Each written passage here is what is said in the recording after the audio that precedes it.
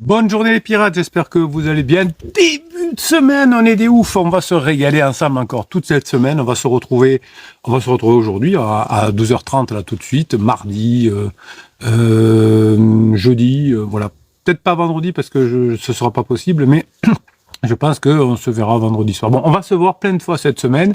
Merci pour tous vos messages du week-end, ça fait plaisir, vos retrouvailles, vos améliorations dans votre couple. Eh bien, quand vous m'envoyez un message pour me dire que ça s'améliore dans votre couple, eh bien, ça me fait plaisir pour vous d'ailleurs, évidemment, et pour vos enfants. Voilà.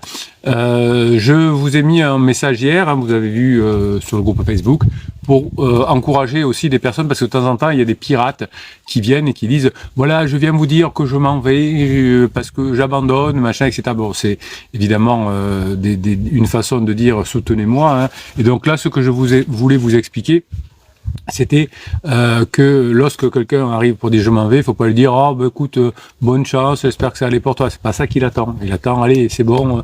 Ceux qui sont arrivés ont eu un coup de mou aussi. Moi aussi à un moment donné j'ai eu l'idée d'abandonner. Maintenant ça s'est amélioré. Donc c'est ce dont on a besoin. Quand on est une équipe, quand on est une team aussi performante que la vôtre, eh bien on va vous aider évidemment au fur et à mesure. Comme ça, on est tous ensemble, on se soutient. Et dès qu'il y en a un qui dit je veux abandonner, on y va. Alors je vous donnais hier dans comment on appelle ça, dans le texte que j'ai écrit, la métaphore d'un marathon. Hein.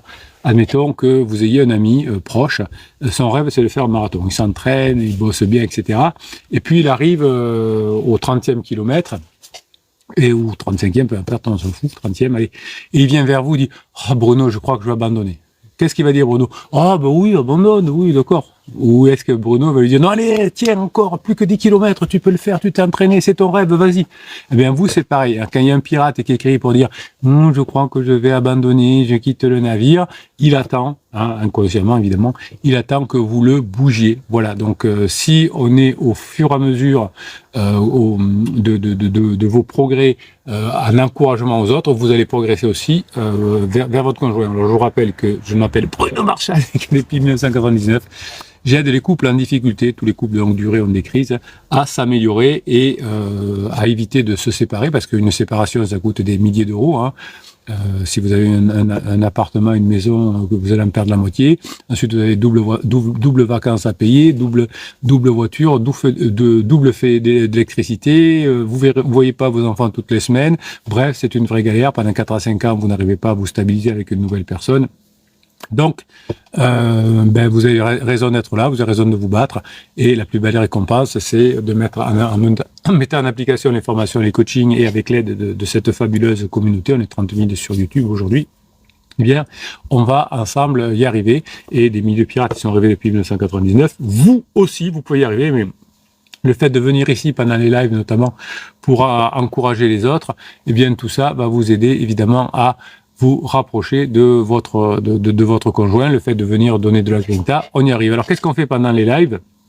Eh bien, je réponds à des questions, vous parlez entre vous, je vous fais des enregistrements que je vous remets plus tard sur la chaîne YouTube aussi. De façon que peut-être dans 15 jours, dans 3 semaines, ah tiens, Bruno avait fait cette vidéo, tiens, je vais la réécouter. Hein, de façon, elle sera designée différemment. Bref, vous allez, vous aussi, au fur et à mesure, apprendre à travailler, à vous former, à mettre en application. Alors ce que vous apprenez évidemment dans les vidéos et dans les lives, c'est pas ce qui vous permet de retrouver votre conjoint, mais ça vous donne la grinta et ça vous rappelle ce que vous avez appris dans les lives et dans les formations. Alors aujourd'hui, dans les formations, dans les coachings, pardon. Donc aujourd'hui, qu'est-ce qu'on va faire ? Eh bien, on va d'abord répondre aux questions et ensuite je vous ai préparé une vidéo haute valeur, je vous ai préparé comment on appelle ça, un react, c'est-à-dire une réaction à des textes que vous m'avez envoyés, des messages. Vous savez que malheureusement, il y a une personne qui est une jeune femme qui est morte ce week-end dans le Nord. Je vais vous lire l'article. Qui a été trucidé par son pansement, donc voilà, enfin par le pansement de son conjoint, donc il faut faire attention à tout ça. Donc on va travailler là-dessus. Et je vous ai préparé aussi une nouvelle série, une nouvelle façon de vous offrir des cadeaux. Et cette façon d'offrir des cadeaux, eh bien, ce sera les métaphores. Alors ce que je voudrais, c'est que vous me rappeliez à la fin du live, que je vous dise qui a gagné le concours du mois d'octobre, hein, le concours qui consistait à mettre à tirer au sort un des messages que vous avez mis sur YouTube, sous les vidéos, sur les shorts. Et Nono, il a fait son boulot, je l'ai fait hier soir, enfin je l'ai fait bosser hier soir. Nono, dimanche, il est fou le capitaine, et il m'a tiré un message au sort, je vous le donnerai à la fin du live. Je vous demande de m'aider à y penser parce que c'est pas sûr. Donc vous êtes très nombreux aujourd'hui à avoir mis des messages ce matin, donc on va commencer par là. Papa Bulle qui nous dit bien bonjour la piraterie, le Papa Bulle est de retour, oui. Il a eu quelques difficultés de santé, Papa Bulle, donc on est de tout cœur avec lui. Et on espère que maintenant ça va aller, qu'il va prendre le droit chemin avec les pirates. Et bien sûr, je suis sûr qu'il va retrouver son côté. On y va à fond. Il nous dit un max de pouces en l'air, de grinta et de bienveillance. Oui, ici vous savez qu'on est positif, on est bienveillant, on ne culpabilise pas. Il y a des personnes qui le font ailleurs sur d'autres chaînes, etc. Nous, on est dans la bienveillance, dans la positivité.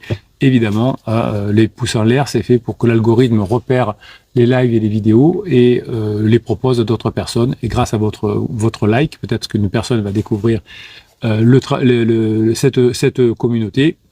Il va pouvoir sauver son couple et que les enfants ne changent pas de maison toutes les semaines. Donc voilà, vous avez, grâce à votre générosité de mettre un pouce en l'air de temps en temps, là vous n'avez pas mis beaucoup encore pour le moment, je regarde, non, c'est votre cadeau à la société.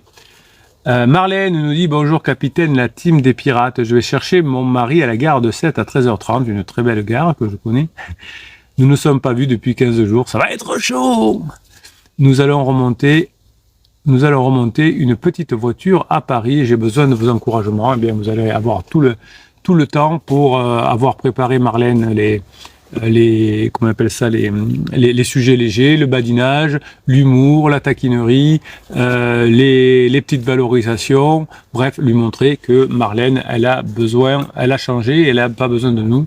Grâce à vous, nous dit Marlène, j'ai beaucoup évolué avec les formations, je vais être légère et amicale, et oui, évidemment, les formations, ça fait du bien. Je ne sais pas du tout où il en est. Lui, il en est entre la phase 4 et la phase 3, ou la phase 2 et la phase 4. Vous, si vous êtes en phase 4, eh bien, ça va pouvoir le faire pour vous aussi. Un sacré existentiel à bombe date de plusieurs mois. Comme d'habitude, vous savez que vous me dites, ce matin encore quelqu'un en coaching, vous dites, capitaine, je sais pas comment vous faites, vous avez une patience, une persévérance, une grinta. Toutes les histoires se ressemblent. Depuis 1999, vous êtes là tous les jours. Tous les jours, vous nous encouragez. Tous les jours, quand on n'a pas le moral, vous êtes là. C'est un peu ma mission sur Terre. C'est mon métier. C'est ce qui permet de faire vivre ma famille, évidemment. Mais c'est aussi, effectivement, ma façon de rétribuer la société en faisant en sorte que les enfants ne se séparent pas quand l'un des parents veut faire l'effort nécessaire, effectivement. Et oui, les crises existentielles et les crises de couple, ça dure plusieurs mois, malheureusement. Hier demain est là aussi, il dit bonjour les pirates et notre capitaine. J'ai lu votre histoire sur le groupe Facebook d'hier demain à Marlène. Nous sommes vraiment de tout cœur avec vous, ne vous mettez pas trop de pression, tout va bien se passer. Oui, si on met la pression, ça s'éloigne, ça fait ses savonnettes. Si on met de la légèreté, ça rapproche. Hier demain donne un conseil à Marlène, puisqu'elle demandait des encouragements. Ne cherchez pas à tout comprendre et contrôler. Idéalement, cherchez à lâcher prise, courage. Ouais, idéalement, on passe un bon moment avec son conjoint, et puis un autre bon moment, et puis un autre bon moment. Et la théorie des petits pas, ça fonctionne, évidemment. Pouce à l'air d'encouragement d'hier demain. Bonjour au courageux pirate, dit Albator, notre ami suisse. Questionnement vis-à-vis de ma sortie de Silence Radio, demande Albator. Donc j'espère que les pirates, vous allez aider Albator. Est-ce que vous avez aidé Albator? Je sais pas, donc on va voir si vous avez répondu à Albator. Alors qu'est-ce qu'il dit? Alors pour ceux qui n'ont pas lu pour ceux qui sont sur TikTok, parce que j'ai pas dit bonjour aux TikTokers, Marie, Emma, vous êtes très nombreux encore, Abou, Levé, Tuc.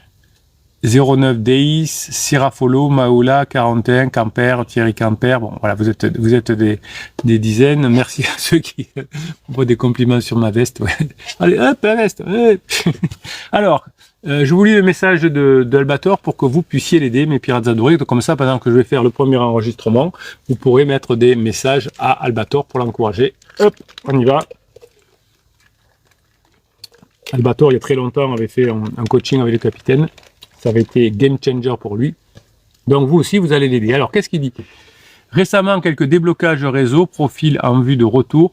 Pas d'action de ma part là-dessus. Je vois juste que quelque chose bouge. Voilà, donc aider Albator.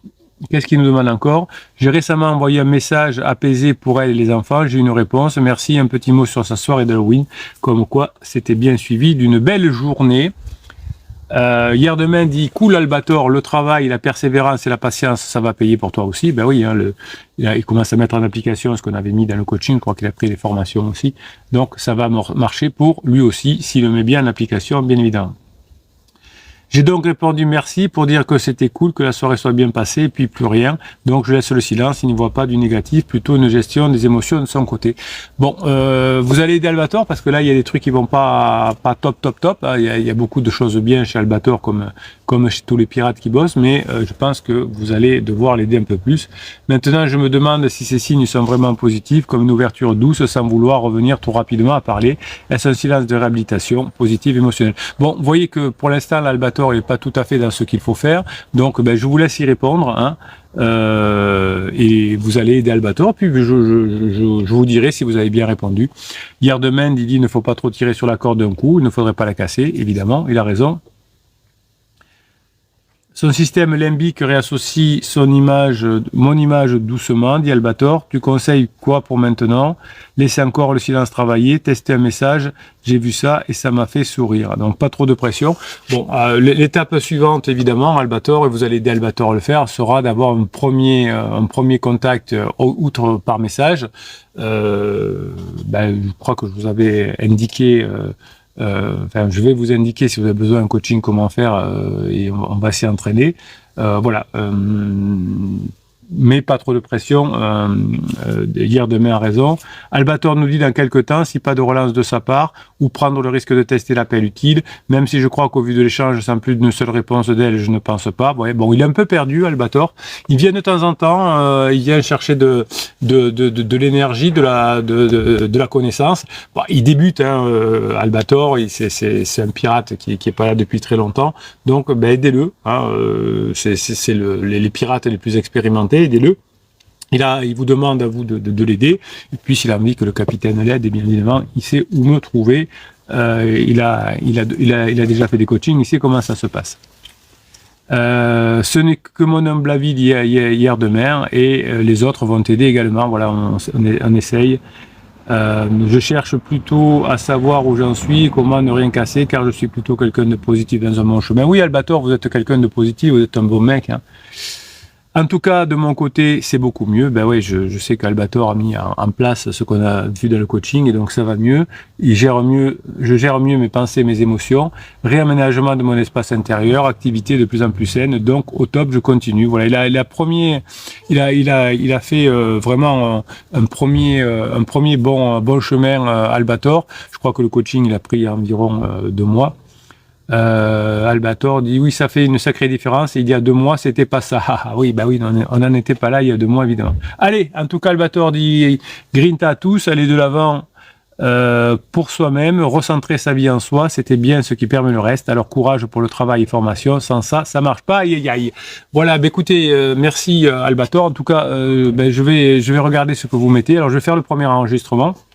On va faire la haute. Qu'est-ce qu'on va faire là? On va faire tiens, j'ai envie de le faire. Je suis chaud pour faire le nouvel exercice sur les métaphores. Donc, pour les nouveaux dans le live, eh bien, j'enregistre des séquences dans le live que je pourrai ensuite plus tard vous remettre. Donc, je dis bonjour, je dis au revoir. Quand je dis au revoir, le live continue et je continue à répondre. Merci, vous êtes très nombreux aujourd'hui sur le live encore à discuter. Donc voilà. On y va et continuez à répondre Albator, s'il vous plaît. Bonne journée les pirates, j'espère que vous allez bien, moi ça va bien. Alors on va faire une nouvelle forme de discussion avec vous, d'échange, une nouvelle façon de comment on appelle ça, des vidéos haute valeur un peu différentes, que je vais appeler les vidéos métaphores. Ah ah. Vous savez, je fais ce métier depuis 1999. Depuis 1999, j'aide les couples en difficulté. C'est normal quand on est un couple de longue durée à galérer et à un moment donné, c'est des cycles. Hein. Beaucoup de personnes, malheureusement, se séparent et les enfants râlent et on dépense beaucoup d'argent. Et c'est pour ça que je fais ce métier là depuis 1999. Et les milliers de personnes qui sont revenues ensemble, eh bien, aujourd'hui, ne regrettent pas le travail qu'ils ont fait sur eux. Eh bien, moi, je regrette pas mon travail, même si c'est mon métier. Pour vous aider à travers les formations, à travers les coachings, à y arriver. Puis vous avez cette formidable équipe de pirates autour de moi, des 30 000 sur YouTube, à vous aider à récupérer vous aussi ce que vous aviez perdu pendant la phase de sécurisation, votre grinta, votre sourire et évidemment votre couple pour le plus grand plaisir de vos enfants. Alors qu'est-ce que c'est ces vidéos métaphores ? Eh bien, on va prendre à partir de métaphores des idées hein, pour améliorer sa relation de couple, et à partir de ces idées-là, eh bien, on va essayer d'avoir des idées, de comprendre des choses, de débloquer des choses. Alors, première métaphore que je voulais vous donner, c'est l'alarme d'incendie défectueuse. L'alarme d'incendie défectueuse. Qu'est-ce que c'est ? Ma métaphore, c'est l'instinct de panique quand votre conjoint vous lâche la bombe. Je t'aime plus. Je crois que je vais me séparer, j'ai plus les papillons dans le ventre, bien, vous prenez une bombe et vous avez un instinct de panique hein, qui va suivre cette bombe. Vous avez un besoin urgent au début de parler, de tout réparer, de montrer que vous avez fait des efforts, que vous allez changer, vous suppliez, vous mettez à genoux, etc. C'est une alarme incendie défectueuse. C'est pas parce que votre conjoint vous a dit « je t'aime plus » que vous n'allez pas revenir ensemble parce que votre conjoint vous aimait il y a 6 mois, il y a 3 mois il savait plus, aujourd'hui il vous aime plus, dans 2 mois il va vous aimer à nouveau. Bref, l'alarme incendie est défectueuse. Cette métaphore que je vous ai écrite illustre la nature du cerveau, hein, le vôtre en particulier, en mode survie. Une alarme incendie est conçue pour sauver des vies par une réaction immédiate. Cependant, lorsque l'alarme est défectueuse, elle sonne avec la même urgence assourdissante alors qu'il n'y a pas le feu. La panique de la séparation, c'est cette fausse alarme. Votre instinct vous crie que la maison, hein, votre relation, c'est la métaphore, est en train de brûler. Maintenant, et que vous devez agir immédiatement, envoyer des messages, supplier, en parler à la famille, appeler le beau-père, appeler la belle-mère, en parler aux amis. Bref, vous allez, si vous faites ça, évidemment, rendre votre relation beaucoup plus difficile. En réalité, le danger n'est pas un feu instantané. Le danger, c'est une fissure dans les fondations. En réagissant à l'alarme par ce que j'appelle l'hyperprésence, hein, beaucoup de clients, avant de devenir des clients d'ailleurs, font cette erreur de l'hyperprésence, vous ne faites qu'aggraver les dégâts et prouver à l'autre que vous êtes, vous aussi, dans une panique, incapable de gérer la situation. Votre conjoint n'est pas du tout rassuré par votre mode survie, puisque lui-même ne sait plus où l'en est. Le véritable courage, c'est de reconnaître finalement que l'alarme, est défectueuse et de ne pas agir selon son ordre. C'est pas parce que votre conjoint vous a dit qu'il ne vous aimait plus que c'est la réalité. Deuxième métaphore que je vous ai préparée, le restaurateur de ruines calcinées. Le restaurateur de ruines calcinées. La métaphore que je vous ai préparée, c'est tenter de reprendre la relation là où on l'avait laissée, avant la crise, notamment dans la phase de sécurisation. Donc c'est agir comme un restaurateur de ruines calcinées. Imaginez votre maison ou un bâtiment magnifique, un musée, qui a brûlé. L'ancienne relation, c'est la structure. Elle est maintenant en ruine, les poutres sont calcinées, les fondations sont instables. L'illusion du retour à l'identique, c'est vouloir recoller les morceaux de bois brûlés. Ça ne marche pas. On a réussi après plusieurs années avec la cathédrale de Paris, de Notre-Dame, simplement parce qu'elle n'était pas totalement calcinée, totalement au sol, et on a pu avec quelques modifications évidemment de structure, etc., mais on a pu reconstituer parce que grâce au courage des pompiers de Paris, on a pu sauver l'essentiel, la charpente, les fondations, etc., et on a aujourd'hui une cathédrale qui est encore mieux qu'avant, qui est encore plus solide, qui est encore plus belle, qui est encore plus ouverte, qui reçoit encore plus de monde qu'avant.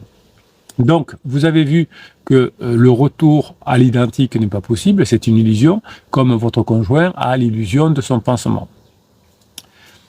Si vous voulez repeindre sur la suie, ça marche pas. Si vous voulez reprendre un bâtiment habitable qui a été totalement détruit, c'est pas possible. Cette métaphore de la ruine calcinée, finalement, montre l'absurdité de vouloir réparer l'ancien. Non seulement c'est impossible, le bois calciné n'a aucune forme structurelle, il faut changer totalement la structure, mais ce serait aussi dangereux. Donc vouloir revenir en arrière et passer la phase de sécurisation, c'est comme vouloir habiter dans une maison dont le bois est calciné, dont les poutres et les fondations sont calcinées. Tenter de vivre dans ces ruines, retourner au théâtre du comme avant, ne fait que vous exposer à un nouvel effondrement, car les problèmes qui ont causé l'incendie sont toujours présents dans les fondations. Troisième métaphore, qui est liée à la deuxième, c'est le chantier de la nouvelle cathédrale. Métaphore du chantier de la nouvelle cathédrale. La renaissance relationnelle que vous êtes en train d'écrire avec votre conjoint grâce à votre travail, coaching et formation, exige de fermer le dossier des ruines pour ouvrir le chantier de la nouvelle cathédrale. Ça ne sert à rien de reparler de l'incendie pendant 5 ans, c'est de dire, voilà, l'incendie a été là, bon, on essaye de voir pour pas que ça se reproduise, évidemment, mais on ne va pas en parler. Ce dont on va parler, c'est de la nouvelle cathédrale. Donc c'est la solution à la métaphore précédente de la ruine calcinée. Au lieu de s'acharner sur les ruines, la seule stratégie viable, c'est de raser le site, ce qu'on a, grâce à Dieu, on n'a pas fait à Notre-Dame, puisqu'on a pu récupérer ce magnifique bâtiment qui appartient à l'histoire du monde. La seule stratégie viable, c'est la mort de l'ancienne relation. Ensuite, vous ouvrez un nouveau plan d'architecte. Ce nouveau plan intègre les leçons de l'incendie. On a besoin de matériaux ignifugés, les sorties de secours étaient mal placées. Bref, on ne va pas savoir qui a mis le feu ou comment ça s'est passé, mais qu'est-ce qu'on peut améliorer par rapport à la relation précédente et qui ne reviendra pas. Donc on n'est plus un restaurateur, on devient un architecte. Les psys, les thérapeutes de couple sont des architectes. On les appelle pas pendant l'incendie. Les architectes à la cathédrale de Paris, on ne les a pas appelés pendant l'incendie, on a appelé qui? On a appelé les pompiers. Et ensuite, une fois que le feu a été entendu, on a appelé les architectes. J'avais une cliente ce matin en coaching qui m'a dit, capitaine, on a fait une erreur, c'est que sous les mauvais conseils du psy de quartier, ils m'ont envoyé chez un thérapeute de couple, alors que le couple allait mal. Mon conjoint homme m'a suivi, m'a dit ok, il a dit non au début, puis il a dit ok, enfin bon, bref, un peu, ma cliente l'avait un peu forcé. Évidemment, ça n'a pas marché parce qu'ils n'avaient pas le même objectif. L'un voulait dire à l'autre qu'il y avait trop de stress et l'autre voulait qu'il revienne. Voilà. Donc, le thérapeute n'a pas été bon puisqu'il n'a pas su. Il y avait deux objectifs différents. Il y avait l'un voulait quelque chose et l'autre, et le thérapeute a mal joué son rôle, comme c'est souvent le cas. C'est pour vendre des séances. Il ne faut pas leur en vouloir. Eux, ils vendent des séances. Moi, je ne vends pas des séances. Moi, je vends des formations et des séances pour compléter les formations. Mais ce que vous aimez le plus, évidemment, ce sont les formations. Donc, effectivement, ça a été une catastrophe. Et le mari, au bout de 3 séances, a dit tu vois pas qu'on a pas un objectif, je ne veux plus y aller. Donc, je disais à cette cliente, effectivement, c'est comme quand vous montez dans un Uber ou dans un taxi. Si vous dites, moi je veux aller à Paris, moi je veux aller à Marseille, si le taxi est honnête, il va dire, attendez, mettez-vous d'abord d'accord et ensuite je vous amènerai. Et s'il n'est pas honnête, comme des thérapeutes, ils vous font tourner en rond. Voilà. Et donc, vous dépensez des sous parce que le compteur tourne, mais il vous ramène au même endroit. Voire dans un endroit plus loin, il vous dépose encore plus loin que chez vous, et parce qu'il en a marre de tourner en rond. Bref, donc ensuite, une fois que vous avez décidé de revenir ensemble, que le travail est terminé, que vous êtes bien formé, que vous avez mis en place les formations, là, vous pouvez faire ce qu'on appelle le contrat de couple, vous faire aider par un coach, moi je le fais, mais d'autres le font aussi, des thérapeutes, en disant « Bonjour, monsieur le coach, nous voulons revenir ensemble ». Voilà, mais peut-être qu'on ne sait pas trop encore faire ce contrat de couple, dire à l'autre nos besoins, etc. Est-ce que vous pouvez nous aider? Et là, le coach, le thérapeute peut vous aider. Voilà, donc faites pas l'erreur d'aller voir un thérapeute pendant qu'il y a le feu à la maison. Appelez les pompiers. Hein. Les pompiers, c'est ce que l'on fait ici, c'est qu'on apprend à éteindre le feu, et ensuite, quand vous serez en phase 4, eh bien, on vous aidera aussi à magnifier cette phase 4, parce que vous savez, on a aussi des messages sur le groupe Facebook, sur les lives, etc. Je suis retourné en phase 4, merci capitaine. Alors je vous réponds, c'est pas grâce à moi, c'est grâce à vous, c'est grâce à votre travail. Mais mon conjoint, de temps en temps, il repart en live, etc. Il repart dans ses délires. Oui, ben, parce que même quand on est en phase 4, il faut continuer à réfléchir sur le couple, à se faire aider, etc. Évidemment, hein, le couple, c'est ce qui rend la famille, c'est ce qui rend le plus heureux et le plus malheureux. Donc, on fait attention à toujours se former.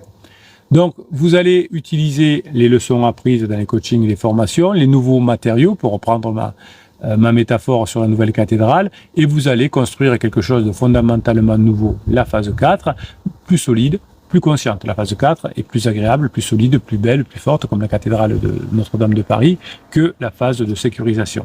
Donc, évidemment, cela va vous demander une énergie de création, mais pas une énergie de réparation.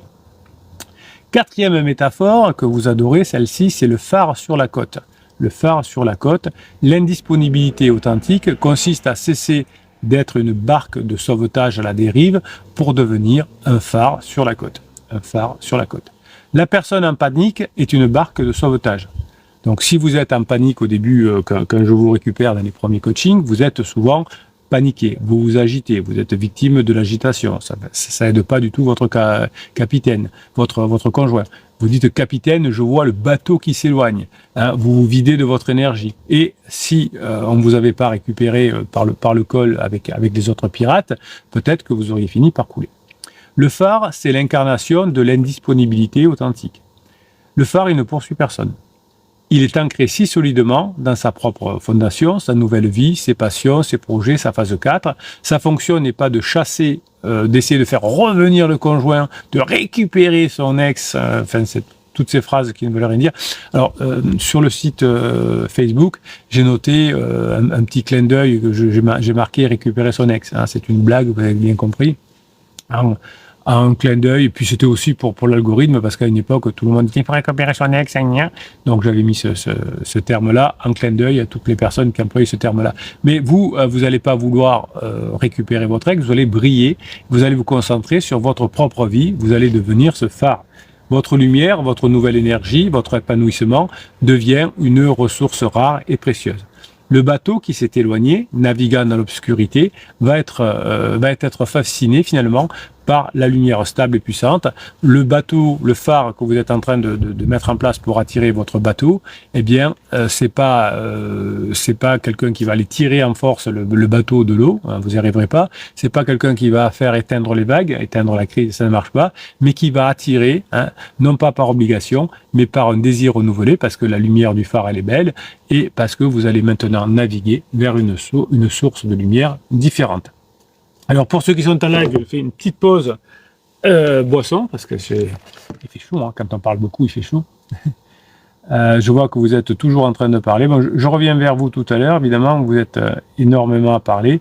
Papa Bulle, Thierry est là, Albator est toujours là. Voilà, aidez Albator, je vous rappelle, Sylvain est là.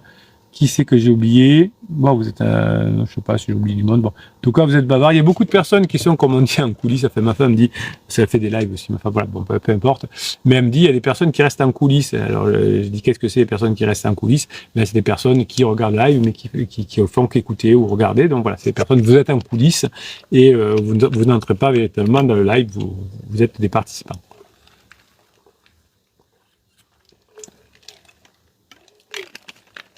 Allez, on continue. J'espère que les métaphores, ça vous plaît. Pensez à me faire dire à la fin du live qui a gagné la formation de son choix, qui a été tirée hier soir par Nono, le petit robot.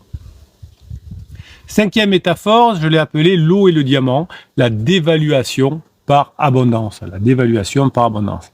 La métaphore, c'est que l'hyper-accessibilité constante transforme votre valeur de diamant en celle d'un verre d'eau dans une inondation. Donc l'hyper-accessibilité, vous êtes trop ici, trop présent, trop lourd, et vous n'avez aucune valeur puisque vous êtes trop proche de votre conjoint.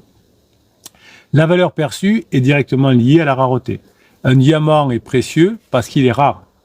L'eau, elle est essentielle à la vie, mais elle n'a aucune valeur perçue lors d'une inondation. Au contraire, l'eau qui est nécessaire à la vie, qui est indispensable à la vie, quand il y a une inondation, eh bien, on a plutôt envie de la fuir et on s'en éloigne.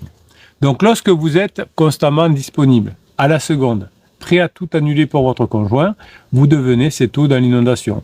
Hein, votre conjoint appelle, vous répondez tout de suite, par exemple. Donc, vous êtes partout, c'est bien, mais vous n'avez plus de valeur. Donc l'indisponibilité authentique, c'est pas évidemment le faux silence radio que vous allez mettre en place, la manipulation du film moi je te suis, la manipulation de lettre magique. Vous oubliez les manipulations.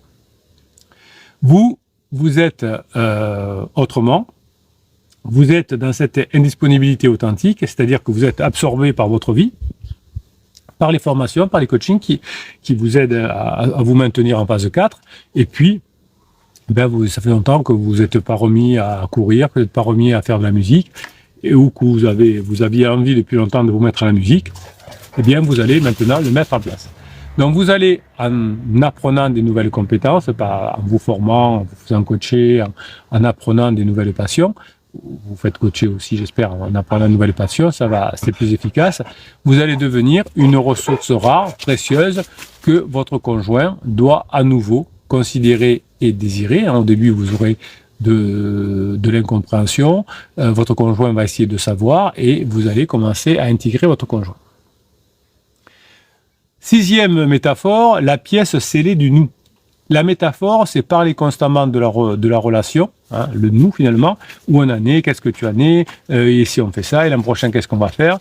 Et si vous faites ça, vous allez vous enfermer volontairement dans la pièce scellée, hein, le salon, la métaphore, c'est ça la pièce, du nous. Imaginez que votre relation, ce soit une maison. La pièce du nous, c'est une petite chambre, sans fenêtre, où vous avez stocké tous vos problèmes, les analyses, les disputes. Et en période de crise, cette pièce, elle est remplie de nerfs vicieux. Alors, on n'est pas bien dedans, on se sent mal. Et les bébés pirates, quand vous arrivez dans les premiers coachings, c'est ce que vous me dites.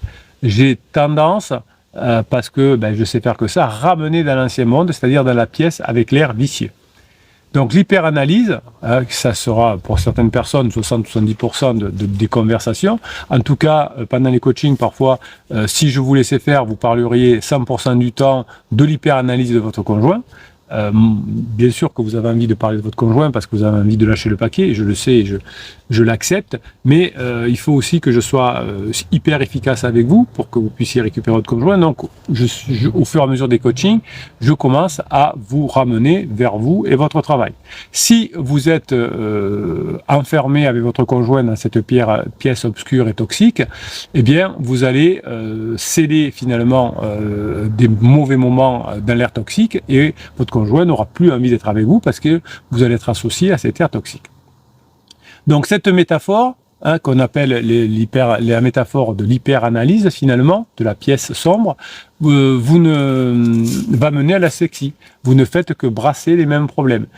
Vous allez apprendre au contraire à avoir plus de spontanéité et plus de fascination.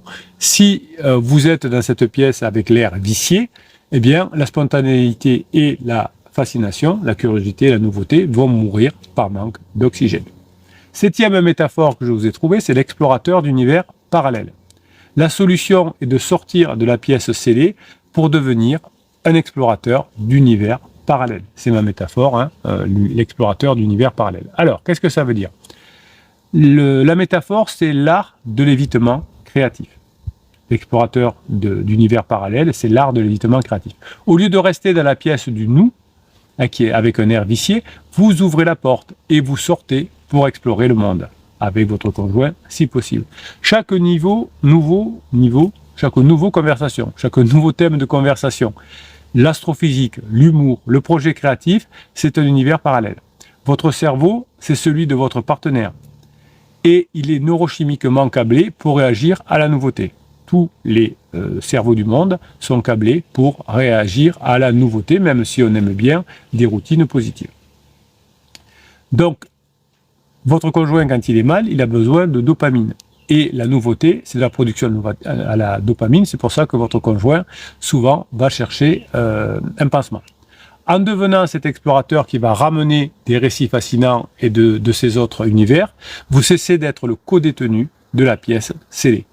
Si vous sortez de la pièce et que vous allez chercher des sujets nouveaux, vous allez redevenir une source de découverte et de fascination. Vous allez créer de l'air frais. Donc toutes ces métaphores, vous les avez en tête. Hein, on va arrêter aujourd'hui.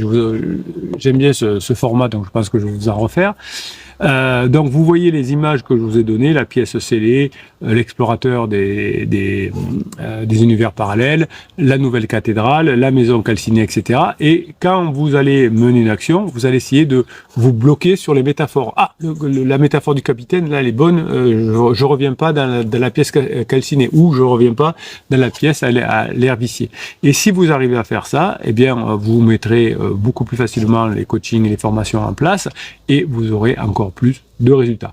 Les 350 formations, les 6 types de coaching, le groupe Facebook des pirates, tout ça, vous le retrouvez en descriptif de cette vidéo. Vous avez même dans le descriptif de cette vidéo le groupe Telegram des pirates. Vous avez aussi la formation offerte du capitaine, le best-of. Bref, vous allez sur la fiche plus, sur le descriptif de cette vidéo, et le capitaine va vous faire un cadeau. Et vous verrez, c'est la formation best-of. Mes pirates adorés, je vous kiffe et je vous kiffe grave. Bonne métaphore à vous. Passez la journée que vous méritez. Voilà, c'était le premier enregistrement de la journée. Vous avez été encore très longtemps en train de parler, donc on va revenir, on va parler, on va remonter un petit peu. C'est un spécial Albator aujourd'hui. Hein. Il est venu chercher un coaching gratuit d'autres pirates. Alors, il y a tellement de messages. Je vais être obligé de remonter. Allez, on va remonter jusqu'à Tayouk, qui lui a fait un coaching la semaine dernière et qui a été très bon, comme d'habitude, dans les coachings.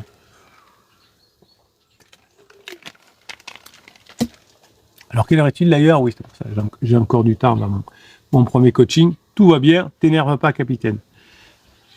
Alors, qu'est-ce qu'il nous dit, Tayouk, qui nous dit « Bonjour à tous et salutations à notre vaillant capitaine ». Et oui, et à tous les jours, j'étais là ce week-end, je vous écris des messages sur le Facebook, j'ai répondu jusqu'à samedi tard à des messages sur les coachings par écrit.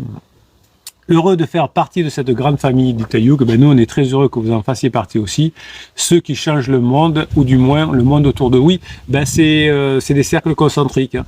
Ici, je me change moi à l'intérieur, donc je vais changer ma famille, ma femme, mes enfants. Là. Après, il y aura les cousins, après il y aura le boulot, après il y aura les amis, etc. Et donc, par cercle concentrique, je vais changer tout le monde, évidemment. Vous avez raison, Tayouk, il est au top. Guillaume est là aussi, merci d'être là. Toujours au rendez-vous, vous êtes des bosseurs, dit Tayouk. Oui, on est des bosseurs. Il y a Hier Demain qui est là, il y a Terry qui est là. Et Terry, je vous rappelle qu'il habite à Hawaï. Donc quelle heure il est? Il est 1h du matin, 1h10 du matin pour lui et il est là. Voilà. Papa Bulle dit mon épouse quitte la maison aujourd'hui. Vous savez quoi, je n'ai plus peur. Le Papa Bulle préfère bosser sur lui plutôt que d'être impatient de la ramener. Oui, de toute façon, pour la ramener, il faudra que vous ayez changé, puisque tous les êtres humains sont en train eux-mêmes de changer. Quand ils changent, eux, les décisions changent. Moi, en ce moment, je mets une veste parce que il fait un peu frais, mais j'ai un t-shirt dessous. Cet hiver, vous me verrez avec la doudoune pour faire ce qu'il faut. Donc effectivement, moi Papa Bulle, je pense que vous allez y arriver vous aussi. L'impatience et le doute sont nos pires ennemis, dit Papa Bulle. Et Hier Demain lui dit « T'as un super mindset, mon Papa Bulle ». Il est bien ce Hier Demain, il est positif.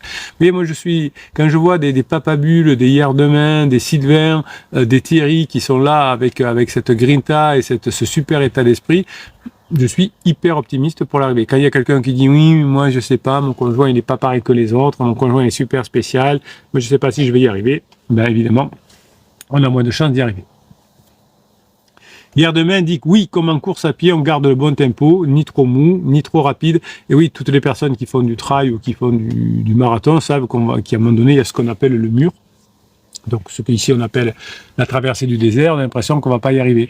Eh bien, les mauvais conseils vont dire, oh, t'es dans le mur, oh, bah, abandonne, bon, le finis pas ton marathon. Vous savez, l'esprit du diable, le diablotin, il dit, oh, non, vas-y, arrête-toi, c'est bon, t'as raison, non, on dit, oh, c'est bon, t'as le mur, tout le monde traverse le désert, tout le monde a ce mur-là, continue, tu vas y arriver. Puis on continue, on dit, ah, merci. Moi, le nombre de messages que je reçois quand vous êtes en phase 4, heureusement, capitaine, que vous m'avez boosté au moment où je voulais abandonner, ils sont légion, et c'est normal. Et vous êtes là de plus en plus à leur dire, allez, n'abandonne pas, plus tard tu nous remercieras, et la plupart des pirates sont honnêtes et viennent remercier, dire heureusement que vous étiez là quand je voulais abandonner, comme quelqu'un qui finit le marathon et qui fait mon temps en plus, et qui vient voir ses encouragements, dire heureusement que vous m'avez encouragé au moment où je voulais abandonner. Voilà, vous aurez évidemment toute cette énergie qui va vous aider. Salut Laura, j'espère que tu vas bien. On se verra tout à l'heure, certainement. Alors, Guillaume me dit, nous sommes tous avec toi, Papa Bulle, mais oui, comme je le dis tout le temps, dit Papa Bulle, on ne connaît pas la longueur du film ni la fin, mais on peut choisir le goût des pop-corn, oui, et on peut savoir, effectivement, on peut dire aussi, on peut faire une pause pour aller boire un verre d'eau et revenir, on peut arrêter le film, on peut faire ce qu'on veut. Résilient David est arrivé, il a dit salut à tous et à tous les pirates et bonjour à notre capitaine, bonjour sacré Résilient David. Qui dit à Marlène, je viens de vous lire Marlène, les pirates sont avec vous et je vous envoie toute la grinta dont vous avez besoin. Oui, c'est vraiment un game changer cette grinta des pirates, ces 30 000 personnes qui sont là autour de vous, qui vous répondent, qui vous mettent des coups de boost, des coups d'énergie. Et oui, bravo David, c'est un excellent conseil. Sylvain nous dit, criseuse, continue la pression pour le partage chez le notaire. Et oui, évidemment, la pauvre, elle est sous pression de son pansement ou de ses pansements, on ne sait pas. Elle va faire appel à l'aide juridictionnelle. Oui, alors ça sert pas à ça, l'aide juridictionnelle, c'est quand on est attaqué. Généralement, c'est quand on a quelqu'un qui nous fait du mal. Par exemple, on a, je sais pas quoi, un locataire qui dégrade notre maison. On a, je sais pas, quelqu'un qui, voilà, on a un préjudice et on va avoir une aide juridictionnelle. L'aide juridictionnelle, elle aide pas. Bon. Après, il faut voir, mais il faut voir comment c'est présenté, mais ça, c'est pas fait pour attaquer quelqu'un pour un divorce ou quoi que ce soit. Bon, généralement, c'est fait pour se défendre quand on est attaqué, l'aide juridictionnelle. Oui, dois-je accepter le rendez-vous chez le notaire ou continuer de botter en touche? Oui, vous pouvez aller chez le notaire, discuter, poser des questions, demander des précisions au notaire. Ce qui est bon aussi, c'est de poser des questions où le notaire n'aura pas de réponse parce que la question est tellement précise, vous l'aurez préparée quelque part, et donc vous gagnez 2 ou 3 mois le temps que le notaire vous réponde, etc. Donc voilà. Donc il faut jamais dire non, je vais pas venir, parce qu'effectivement, au bout d'un moment, vous créez une propulsion chez votre conjoint, hein, vous mettez un barrage qui va faire qu'on va faire péter le barrage. Non, vous êtes comme le ballon de baudruche, vous le dégonflez tranquillement, vous dites oui, on va aller chez le notaire, pas tout de suite parce que là vous n'avez pas de rendez-vous disponible, donc dans 15 jours. Vous écoutez le notaire, vous lui posez plein de questions, et puis voilà, vous revenez, vous dites, écoutez, merci monsieur le notaire, on va y réfléchir.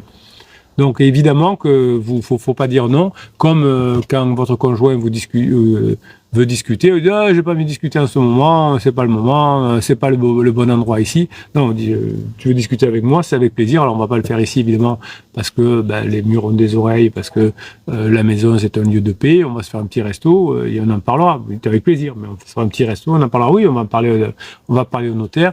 Et c'est vous qui prenez la parole, Sylvain, devant le notaire, en disant voilà, bonjour monsieur le notaire, on vient vous voir parce que j'ai quelques questions à vous poser, techniques, parce que je ne sais pas, voilà. Et vous avez préparé des questions hyper techniques qui vont nécessiter de la recherche, et puis ce sera très bien. Sylvain dit elle s'énerve, oui évidemment, hein, si vous lui dites non pour aller chez le notaire, eh bien elle va faire comme un enfant capricieux, elle va s'énerver, vous avez raison.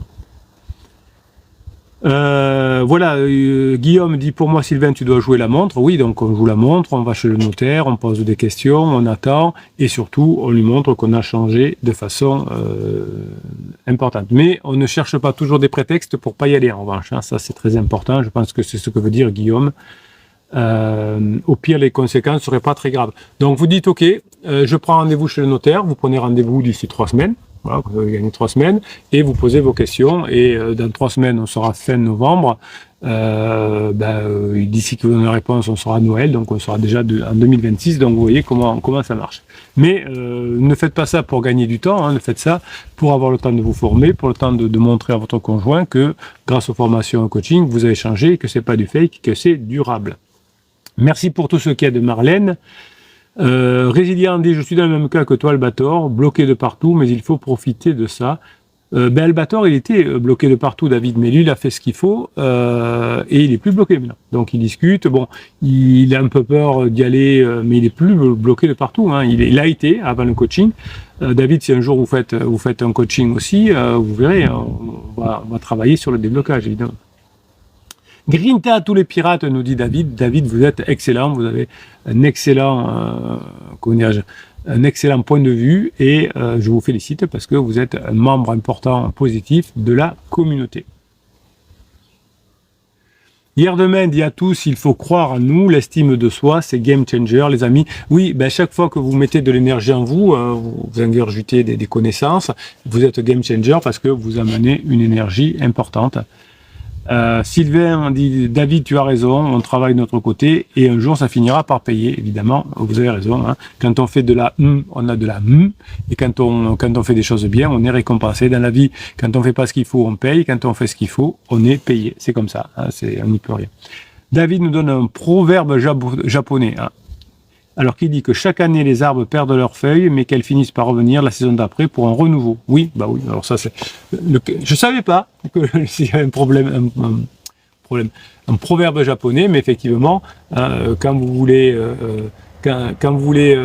abandonner le fait d'aller en phase 4, c'est comme quand l'hiver les arbres perdent leurs feuilles et qu'on les abatte. Ah l'arbre il a perdu les feuilles, il doit être mort, je vais l'abattre. Non, il est juste perdu les feuilles. Donc quand vous voulez abandonner, c'est comme abattre un arbre en hiver parce qu'il a perdu ses feuilles. Voilà. Lucia, elle est là, coucou les pirates, et pouce en l'air. Ça vous plaît le pouce en l'air? Moi ça me plaît beaucoup aussi, on en a parlé tout à l'heure, Lucia. Merci d'être là. Albator dit à David, c'est pas simple, je suis passé de ne m'écris plus, oublie-moi à des déblocages récents et toute petite réponse tranquille plutôt que de reproches récemment. Et oui, comme Albator est en train de changer, comme d'habitude, son conjoint change aussi. Message bienveillant, pas de relance sur les premiers reproches, etc. Très bien. Thierry dit à Albator, trouve des moyens de lui parler, il a raison Thierry, ne repars pas en silence ou ne repars pas sur le texto. Moi aussi j'avais tendance à avoir peur, mais peur de quoi? Nous sommes les maris, les papas, parler des enfants au moins. Alors je crois que Albator n'a pas d'enfant avec sa douce, parce que c'était une relation qui n'a pas duré aussi longtemps que celle de Thierry par exemple. Donc mais il a d'autres moyens pour y arriver lui aussi. Allez, on va aller faire un deuxième enregistrement.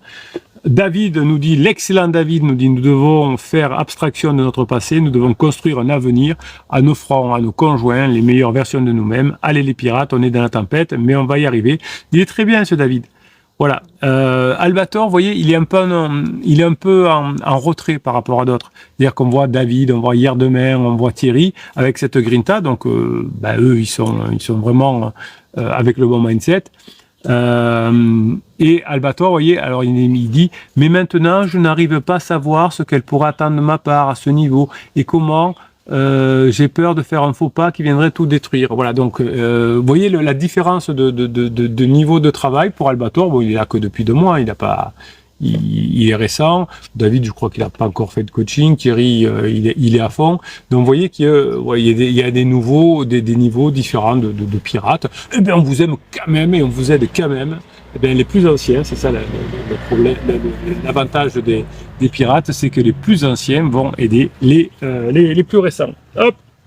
Allez, je bois un petit coup, on y va. On va parler du React. Tiens, on va commencer par le React parce que ça m'a marqué. Et ensuite, on terminera par une vidéo de haute valeur. Je vous ai préparé un truc. Vous allez vous régaler. Restez jusqu'à la fin et pensez à me rappeler à la fin que je dise qui a gagné le concours. Parce que je me suis dit je le ferai qu'à la fin et j'y tiens. Voilà. Sinon, je me fais engueuler. Alors, hop. Où est-ce qu'il est? Non, c'est pas ça. Alors, pourtant, je l'avais bien préparé. Ah, si, c'est bon. Ouf.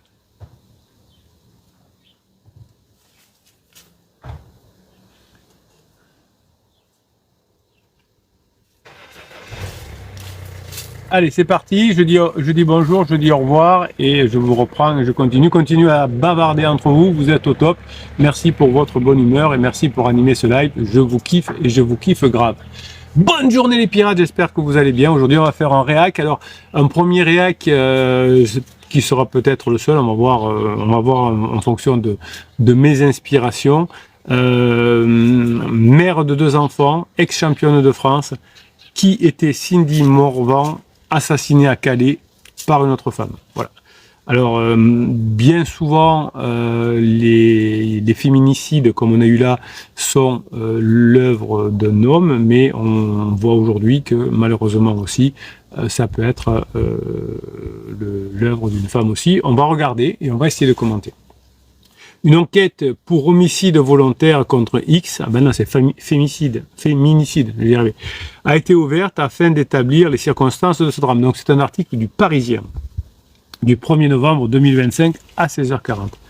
Donc c'est pas un homicide, c'est une femicide. Alors moi je connais pas, enfin je suis pas spécialiste de droit, mais voilà, apparemment aujourd'hui les médias disent féminicide quand c'est une femme et homicide quand c'est un homme. Alors, en tout cas, on pense beaucoup à Cindy et on va voir ce qui s'est passé. Elle avait 39 ans et 2 enfants. Donc, vous allez voir que c'est important. Pourquoi? Une affaire sordide et une ville sous le choc. Vendredi après-midi, une femme a été tuée par balle à Calais avant que sa meurtrière avoue son crime dans une lettre, un crime, puis se suicide dans sa voiture quelques heures plus tard. Donc, vous voyez le malheur de ce drame avec des enfants qui vont rester orphelins de part et d'autre évidemment, et on pense notamment aux enfants de Cindy, mais vous allez voir pourquoi je vous ai fait ce réact.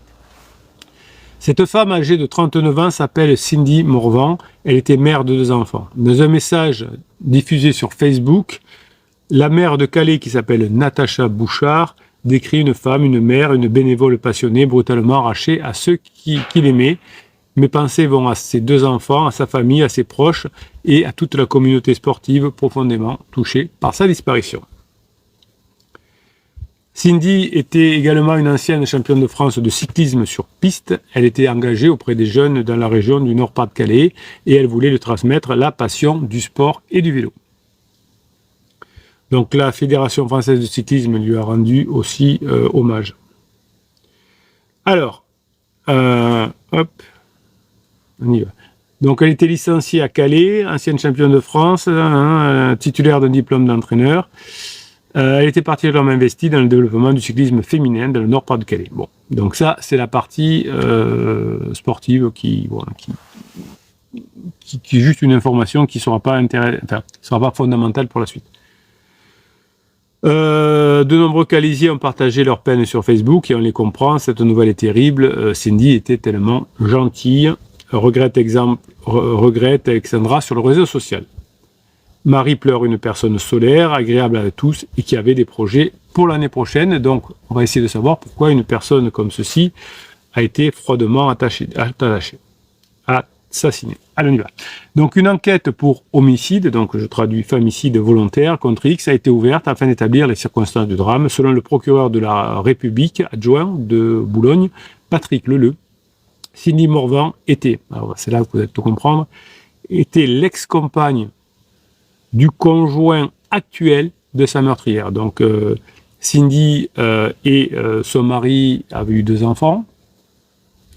Le mari a trouvé un pansement, qui est cette dame, et qui, ben voilà, on saura peut-être un jour ce qui s'est passé, pourquoi le pansement en voulait tellement à Cindy qui était solaire, donc on saura un jour, un contexte familial qui peut expliquer les motivations du crime. Voilà. Donc j'en profite, pourquoi je vous ai fait ce react, parce que ici, j'ai un peu de mal avec mes émotions là-dessus. faut faire attention à ce qu'on fait. Voilà. Alors des fois, on rigole ici. Vous me dites en tant que pirate, oh, j'y suis pas arrivé. Et puis je crois que je vais abandonner. Et puis je lui ai dit ce que je pensais à mon conjoint. Il va comprendre. Et puis oui, je vais aller casser la gueule à pansement. Et voilà. Donc ça peut aller loin. Voilà, on a tous les jours des homicides, des féminicides. À l'époque, on appelait ça, je crois que c'est plus dans le terme judiciaire, des crimes passionnels. Hein, et pendant longtemps, les crimes passionnels étaient, comment dirais-je, étaient un peu, pas excusés, mais voilà, les personnes qui faisaient un crime passionnel étaient moins condamnées que les autres parce qu'il y avait de l'émotion, etc. Aujourd'hui, notamment avec la protection des femmes, la féminicide, donc on rigole plus avec ça. Et c'est très bien, et c'est tant mieux. Mais vous voyez que voilà, c'est pas des affaires simples. Quand on vous dit faites ce qu'il faut, mettez de la légèreté, ne relancez pas quand il faut pas relancer, ne soyez pas lourd, n'envoyez pas des textos. C'est pas qu'il faut pas envoyer des textos, mais parlez-vous. Hein, tant qu'on se parle, on peut mettre de la légèreté, on peut raconter du badinage, etc. Ça peut aller loin. Voilà, vous avez beaucoup de vidéos sur ma chaîne qui parlent de moments difficiles comme ça de la vie. Nous, ça nous est jamais arrivé, heureusement, sur cette chaîne, sur cette chaîne du pirate. Voilà, alors, je touche pas du bois parce que ça fait. Bon, je peux pas vous expliquer pourquoi il faut pas toucher du bois, mais je sais que tout le monde le fait, mais que ça crée quelques soucis. Bon, peu importe. Je vous raconterai peut-être un jour pourquoi. Mais voilà, on pense beaucoup à Cindy, à ses enfants. Je suppose qu'aujourd'hui, le mari de Cindy doit être totalement effondré. Il doit se dire, je suis quand même à l'origine de tout ça, le départ de la maison, le pansement, mes enfants qui maintenant sont séparés de leur maman. Je ne sais pas si la dame qui s'est suicidée aussi avait des enfants. Bref, vous voyez que ça peut aller très loin. Donc on rigole pas avec ça. La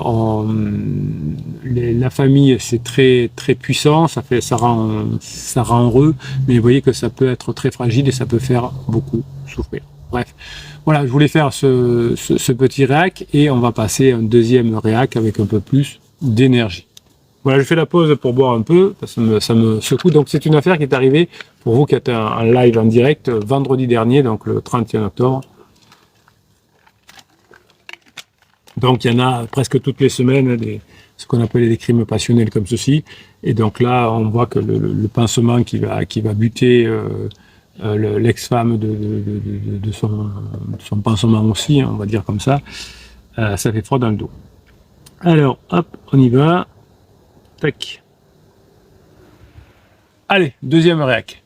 Allez, on va faire un deuxième réac un peu plus, enfin un peu moins dur, un peu moins difficile. Enfin, pour moi, émotionnellement, c'est aussi pour ça que je fais ce métier-là.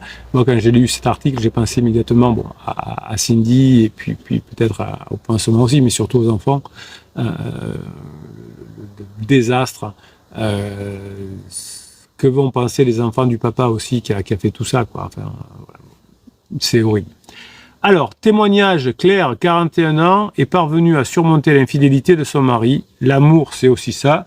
Choisir l'autre, même quand il a failli. Voilà, donc ça, c'est un article que vous m'avez envoyé et que je vais découvrir avec vous si je fais pas trop de bêtises. Alors, Claire a 41 ans. Oh, comme bizarre. Tout à l'heure, Cindy, 39. La Claire, 41. Pharmacienne, mariée, 2 enfants, vous voyez que toutes les histoires se ressemblent à peu près, a découvert, il y a 4 ans, que son mari l'a trompée. Donc son mari qui est un peu plus âgé, d'après le texte, donc qui a fait aussi sa crise de la quarantaine. Le plus simple aurait sans doute été de le quitter, mais Claire, 41 ans, pharmacienne, elle a choisi une autre voie, donc on va lire ce qui est noté. Donc c'est un témoignage. Je suis marié depuis 16 ans à Thomas. Nous avons 2 enfants, une maison dans les Yvelines et un chien un petit peu fou. Une vie que l'on pourrait croire bien rangée, mais il y a 4 ans, un tremblement de terre est venu fissurer ce joli décor. Évidemment, la phase de sécurisation, la jolie maison, dans les Yvelines, le petit chien, les enfants, et évidemment, il y en a un des 2 qui s'ennuie le premier, et là, ça a été le mari de Claire. J'ai découvert que Thomas s'ennuyait et me trompait. J'ai débloqué son téléphone, puis j'ai tout mis. La mémoire est un truc incroyable. Je ne me souviens pas du dernier film que j'ai vu au cinéma, mais je me souviens de toute cette journée où j'ai découvert sa liaison. Où plus il y a d'émotions, plus on s'en souvient. Donc créer des émotions positives avec votre conjoint pour faire en sorte que votre conjoint, évidemment, soit plus dans la mémorisation positive de vous. J'étais allé chercher Jules à son cours de judo et en fouillant dans le sac à dos pour mettre la main sur sa ceinture. Alors, attendez, hop. C'est bon. Donc, il met la main dans le sac à dos pour la ceinture et j'ai trouvé le téléphone professionnel de Thomas. Alors, qu'est-ce qu'il foutait le téléphone professionnel de Thomas? Est-ce que c'est un acte manqué dans le sac de judo au fond du petit? Bon. Même aujourd'hui, je ne comprends pas comment il a tiré là. Comment il a atterri là. Ah, ben des fois, il y a des mystères, il y a des esprits, il y a des petites fées, des petits malins. Voilà, on ne sait pas. Il y a des choses qui... quand on cherche un peu, on trouve qu'il y a des choses qui sont vraiment bizarres dans la vie, qui nous dépassent, et c'est beau. La vie, elle est belle aussi pour ça. Je l'ai pris sans faire exprès, j'ai appuyé sur une touche sur le côté, donc il y avait vraiment un esprit bienveillant, entre guillemets, qui a aidé Claire, on va le dire comme ça. Donc il a fouillé dans le sac, par hasard, qu'est-ce qu'il foutait là, le téléphone de son mari, et en l'attrapant, par hasard, elle appuie sur un bouton, et l'écran s'est allumé, et juste au moment où l'écran s'allume, ça en fait des probabilités, hein. Qu'est-ce qu'il foutait un téléphone professionnel dans le sac de mon fils, c'était jamais arrivé. Je l'attrape, et sans faire exprès, j'appuie sur le bouton, et au moment où j'appuie sur le bouton, il y a un message WhatsApp.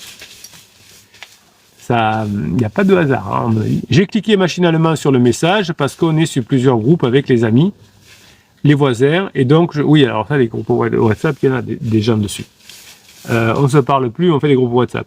Donc je me disais que ça devait me concerner aussi. Oui, bon, et puis il y a la curiosité, hein, message WhatsApp, qu'est-ce que c'est? Même quand c'est les nôtres, on dit, oh tiens, qu'est-ce qu'il va me dire, qu'est-ce qu'elle va me dire? Là, le message est apparu, la robe rouge ou ce qu'il y avait en dessous, point d'interrogation. Mon cœur s'est mis à battre à toute vitesse, effectivement, oui, c'est pas un voisin qui met ça, la robe rouge, mais quelle robe rouge? Un frisson glacé m'a traversé. Généralement, on comprend très vite, hein, dans ces cas-là. Ce n'était pas moi qui avais écrit ce message. Ben non, vous en souviendrez. Je n'ai pas pu résister. J'avais son code. Ben, c'est pas malin de la part de monsieur. Et chose que je n'avais jamais fait, j'ai débloqué son téléphone. On peut le comprendre. Hein, le tout, c'est de ne pas se faire attraper. Mais on peut comprendre que là, face au choc, on a envie d'en savoir plus. Et puis, j'ai lu et j'ai tout lu, dit Claire. Je me suis effondré, elle s'appelait Lise, c'était une collègue. Oh, comme c'est bizarre! Une collègue du bureau, Élise, qui a quelques années de moins. Les premiers messages dataient d'il y a au moins 5 mois. Des déjeuners volés, un week-end soi-disant de séminaire. Ah oui, ça, les week-ends de séminaire, les soirées où on a des réunions qui durent tard, méfiez-vous. Les petits mots doux, rien de trash, mais tout était là. Une simple tendresse, un désir et des promesses. Voilà. Alors ça, c'est aussi les personnes qui ont un pansement font beaucoup de promesses qui ne pourront pas tenir, évidemment. Mais ce qui m'a frappé et choqué même, c'est que Thomas discute comme ça sur son téléphone, dont je connaissais le code quasiment sans se cacher. Ben oui, il se rendent pas compte. Il dit non, mais ma femme, elle va jamais sur mon téléphone. Donc on croit qu'on est voilà. Je me suis littéralement effondré, je vous comprends, sur le tapis du salon pendant que Jules jouait à la console. Ça fait la douleur, c'est comme si ça nous arrachait le cœur. Vous l'avez vécu certainement si vous êtes sur des pirates sur cette chaîne. Si vous êtes des clients fidèles, vous avez vécu ce moment où l'annonce est là et on nous arrache le cœur. Cette nuit, là, j'ai attendu que les enfants dorment pour lui balancer le téléphone à la figure. C'était pas le mieux, hein. Généralement, quand on fait ça, ils vont vous dire non, c'est pas vrai, c'est pas ça, c'est pas ce que tu crois, etc. Bon, donc ça sert pas à grand chose, mais bon, voilà. Alors cette nuit-là, j'ai attendu que les enfants dorment pour lui balancer le téléphone à la figure. Il a nié, ah ben voilà. C'était écrit. Puis il a pleuré, il s'est mis à genoux, il répétait qu'il était perdu, qu'il m'aimait toujours. Donc évidemment, hein, à ce moment-là, comme on n'a pas prévu, qu'on n'est pas prêt de l'annoncer aux enfants, etc., eh ben, on fait un peu n'importe quoi, on se met à genoux, etc., comme vous l'avez fait vis-à-vis de votre conjoint. J'étais furieuse, j'étais blessée dans ma chair, on le comprend, dans ma confiance et dans notre histoire. Oui, je sais à quel point c'est dur ce que vous vivez. Je suis parti et j'ai passé une semaine chez ma sœur avec les enfants. Thomas m'écrivait tous les jours. des mails, des lettres. Il en a même laissé une dans la boîte aux lettres de ma sœur. Il disait que c'était fini avec elle, qu'il voulait se battre pour notre couple. Alors là, si on dit effectivement, ok, je reviens, il y aura certainement des rebonds parce que Claire n'aurait pas eu le temps de changer de façon efficace. Et l'autre relation, évidemment, quand le mari de Claire aurait vu que Claire n'a pas suffisamment changé, eh bien, on serait revenu vers l'ancienne relation, probablement. Bizarrement, au bout d'une semaine, ça allait quand même mieux et je m'étais fait à l'idée de vouloir le plaquer, de partir avec les enfants. Je ne voulais plus entendre parler de lui. Et oui, la blessure fait tellement mal. Puis, j'ai fait une chose sur laquelle aujourd'hui encore je m'interroge parce que je ne sais vraiment pas pourquoi j'ai fait ça, ni d'où cette idée venait.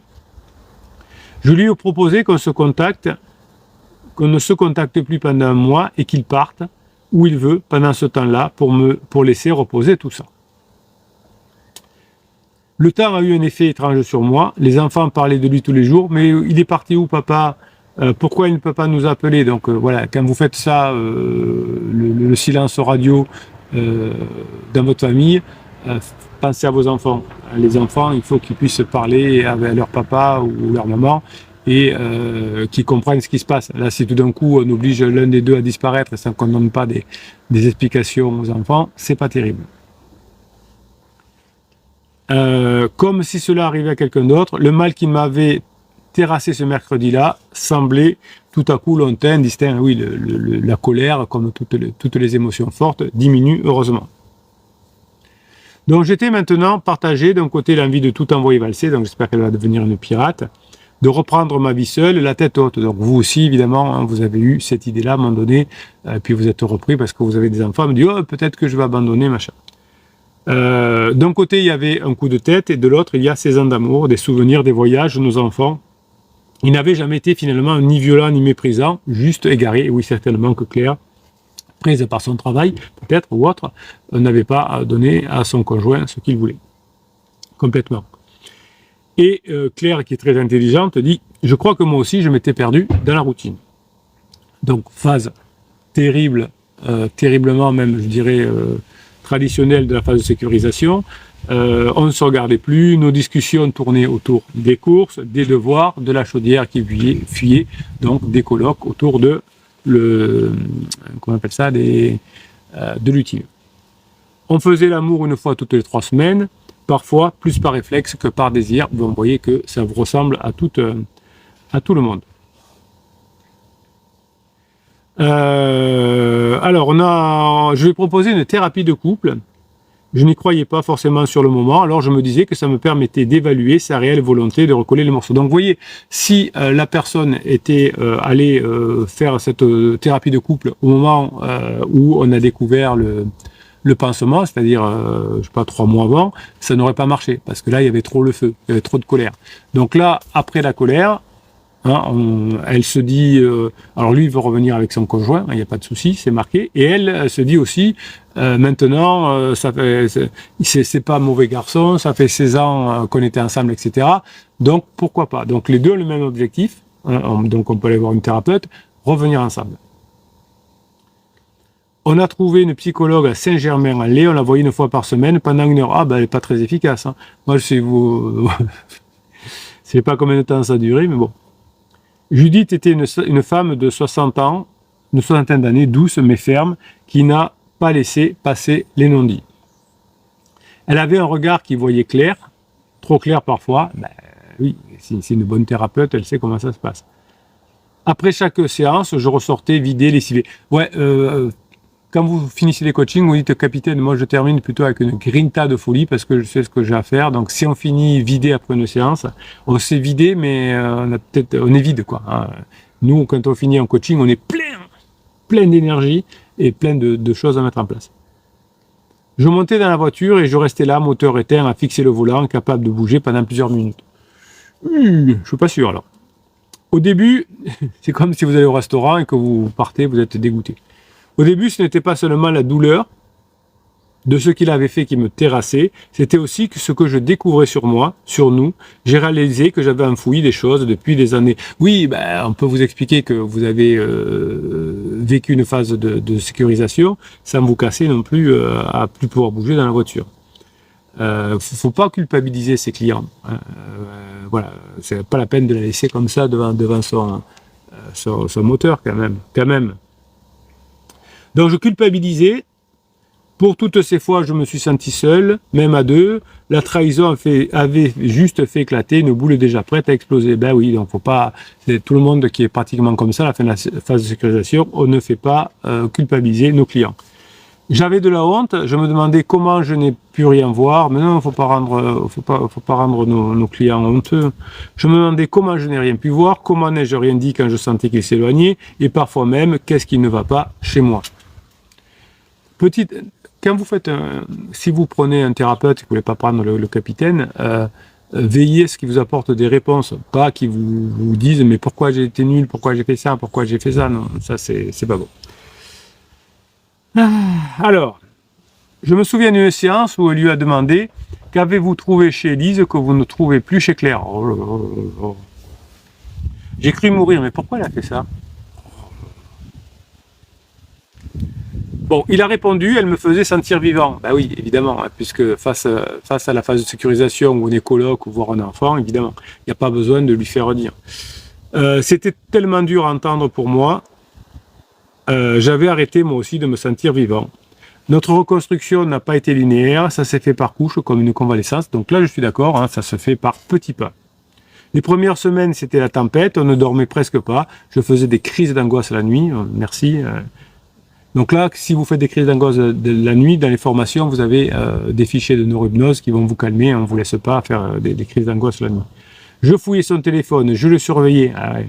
Oui, mais là, il faut que vous l'aidiez, madame la thérapeute. Lui se laissait faire, il m'écoutait sans se défendre, il pleurait souvent, on a beaucoup crié, pleuré, répété les mêmes choses. Ouais. Donc là, c'est surtout pas ce qu'il faut faire. Donc, si j'avais été à la place de la thérapeute, on dit bon, allez, on part sur une phase 4, voilà comment ça se comporte, commencez à le mettre en place, vous faites ça, et vous allez voir que ça va aller. Si vous avez une crise d'angoisse, madame, surtout, vite, séance de neurohypnose, donc on apporte des solutions. On a mis des mots sur ce qui était passé avant l'infidélité. Oui, bon, là, normalement, en 10 minutes, le thérapeute est capable de faire ce travail-là. Ce n'était pas une excuse, on s'était perdu. Mais si, enfin, c'est pas, ne culpabilisez pas. Nous étions devenus des coéquipiers efficaces, comme tout le monde. Voilà. Moi, je voyais que je suis plutôt du côté de Claire. C'est pas grave, tout le monde fait ça. On ne se touchait plus, on ne se voyait plus, on vivait côte à côte. Bon. Il m'a fallu du temps pour croire qu'il ne retournerait pas vers elle, comme vous. Ça. Pendant près d'un an, il a accepté que je sois sur ses comptes mail, sur son téléphone. Il me prévenait quand il avait déjeuné ou un déplacement. Ouais, alors il faut vraiment qu'il vous aime, hein, Claire, parce que là, vous lui faites pas confiance et un homme aime bien qu'on lui fasse confiance. Bon, il a fait avec une sincérité désarmante, donc vraiment, il avait dû se sentir mal dans son couple au moment de la phase de sécurisation, s'ennuyer, et pour aller voir son pansement pour moins souffrir, et donc il tenait vraiment, il y avait beaucoup d'attachement dans son couple pour le mari de Claire, et pour vous voyez que ça fonctionne pareil. Et puis, on a commencé à se revoir autrement, à se donner des rendez-vous, un ciné, une balade en forêt. Voilà, exactement. C'est ça qu'il fallait faire. C'est pas la peine de perdre un an. Tout de suite, on fait des choses avec d'autres personnes. On va au ciné, on va se balader en forêt, on prend des vacances. C'était étrange, presque gênant au début, comme des étrangers qui doivent réapprendre à se séduire. Voilà. Donc, s'il avait fait plus tôt, c'était mieux. Ce n'était pas seulement lui que je devais pardonner, il a fallu aussi que je me pardonne à moi-même. Ouais, mais voilà, tout le monde fait des erreurs, c'est bon. Le pardon, moi, dans un coaching, en 2 phrases, je vous apprends à vous pardonner, ça va. Je m'en veux d'être resté, je m'en veux d'avoir été naïve, je m'en veux d'avoir douté. J'ai commencé une thérapie individuelle, c'est sans fin, ces trucs. J'ai commencé une thérapie individuelle en parallèle pour mon centre. Donc j'ai fait une thérapie pour éliminer la première thérapie où on m'a fait culpabiliser. J'ai repris le dessin, tout ça en l'air c'est très bien, que j'avais abandonné à la naissance de notre 2e enfant, ça c'est exactement ce qu'il faut faire. Et je me suis offert un week-end seul pour respirer. Bon, ça pourquoi pas. Un jour, sans que je sache pourquoi, j'ai su que c'était fini, pas la douleur mais la peur, j'ai senti que je n'avais plus besoin de vérifier son téléphone. Eh bien, vous aviez progressé, bravo. J'étais à nouveau debout. Vous voyez, quand vous avez commencé à faire ce qu'il faut, de la légèreté, aller au cinéma, voir des amis, ça s'est passé plus rapidement que ça. Je le choisissais à nouveau, pas par faiblesse mais en conscience, parce que malgré tout, c'est lui que j'aimais, surtout parce qu'il avait changé, évidemment, et que maintenant, votre relation avait changé.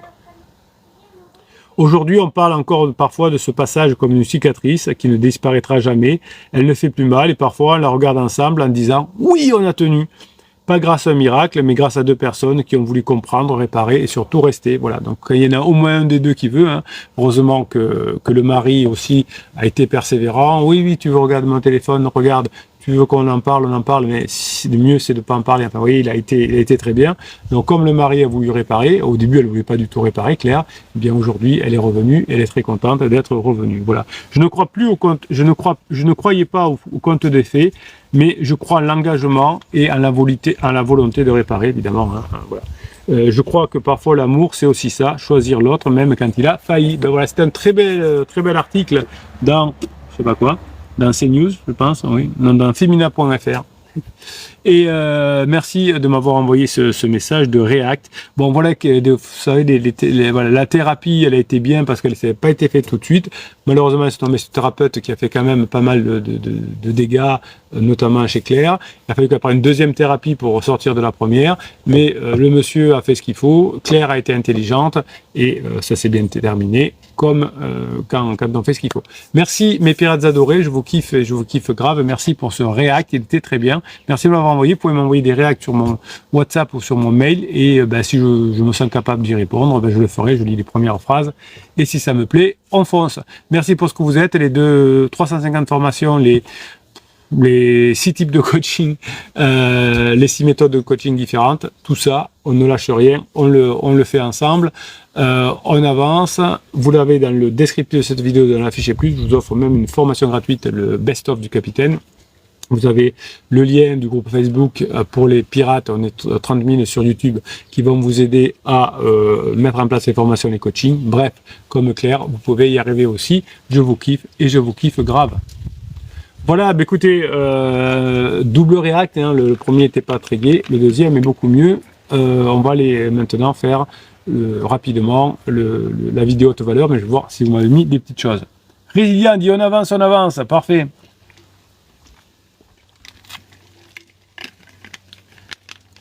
Papa Bulle dit à Albator, mon ami Albator, si je peux me permettre, et je te comprends, mais ô combien tu es impatient. C'est joli, je peux me permettre, et je te comprends, mais ô combien tu es impatient.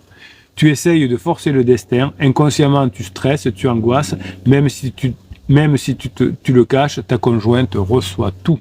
Voilà, c'est un beau message, il a raison, mais il faudra qu'il passe effectivement la légèreté au-dessus. Mais bon, voilà, c'est Albator, il est là que depuis 2 mois et il s'est remis en cause, il revient de loin. Voilà, vous n'avez pas tous les éléments sur Albator, mais vous pouvez être fier de ce qu'il fait quand même. Albator, tu as des réponses? Moi, je n'en ai pas du tout, dit David. Pansement oblige, cependant, tu dois te focaliser sur toi et ne pas attendre de validation pour valider. Merci David d'être aussi positif.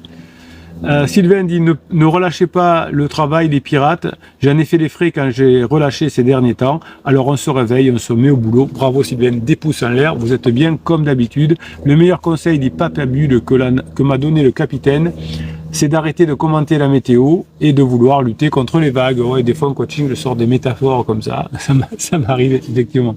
Merci Papa Bulle, vous avez été terrible dans le coaching. Il faut bâtir le phare qu'elle peut voir quand elle est en down et le port bienveillant quand elle est en up.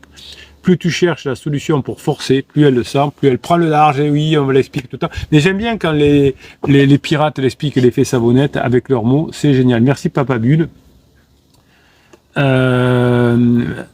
Thierry qui parle avec Lucia, qui dit je t'ai pas vu sur Facebook, tu es pas, oh là là. Lucia dit à Thierry, cherche des prétextes pour lui parler au téléphone ou de la voir pour quelque chose dont tu auras besoin qu'elle t'aide. Oui, elle a raison, Julia. Quand on aide quelqu'un inconsciemment, on pense que cette personne est bien. Donc, quand on lui demande d'aider, en plus, ça vous permettra, Thierry, de lui faire des compliments, de dire ah, ben, c'est génial ton idée, etc. Donc, ça va vous aider. Je rebois un petit coup, on va faire la vidéo haute valeur. La meilleure, la plus forte. Je vous ai préparé une vidéo haute valeur au top, je me rappelle. Bon. On va faire encore un live long, hein, mais c'est parce que vous le valez bien. Alors, il suffit que je trouve maintenant, hop, ce que je vous ai préparé tout à l'heure. Toc, toc, toc, toc, toc. Où est-ce qu'elle est? J'ai eu peur. J'ai cru que j'avais perdu mes notes. Non, c'est sur un téléphone, mes notes. Vieux téléphone qui me sert à me prendre des notes. Hop, allez, je vous dis bonjour, au revoir. Pensez à me rappeler dès que j'ai fini, s'il vous plaît, que je vous dise qui a gagné le concours ce mois-ci. Ah, je sais même pas si je vais pouvoir.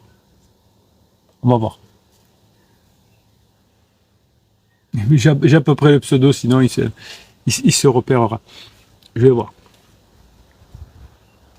Allez, c'est parti, je dis bonjour, je dis au revoir, et on se retrouve. Bonne journée les pirates, j'espère que vous allez bien. Une vidéo haute valeur aujourd'hui. Vous adorez les vidéos haute valeur, c'est votre nom. C'est-à-dire que c'est des vidéos qui durent un petit peu de temps, mais je vous apporte beaucoup de valeur et j'essaie de vous amener des choses que je ne vous ai jamais encore parlé. Vous savez que sur YouTube, on est à presque 10 000 vidéos. Combien? Ouais, c'est un fou le capitaine depuis 1999. 10 000 vidéos, ouais, il m'a envoyé un message YouTube l'autre jour. Et 350 formations. 350 formations, voilà, et 6 types de coaching différents. Et oui, ça bosse, mais vous, si vous êtes des bosseurs, si vous êtes en train de récupérer votre conjoint, c'est que vous bossez. Alors aujourd'hui, on va parler de la chose la plus importante de votre vie. Ce n'est pas votre travail, ce n'est pas votre argent, ce n'est même pas votre santé, c'est votre famille.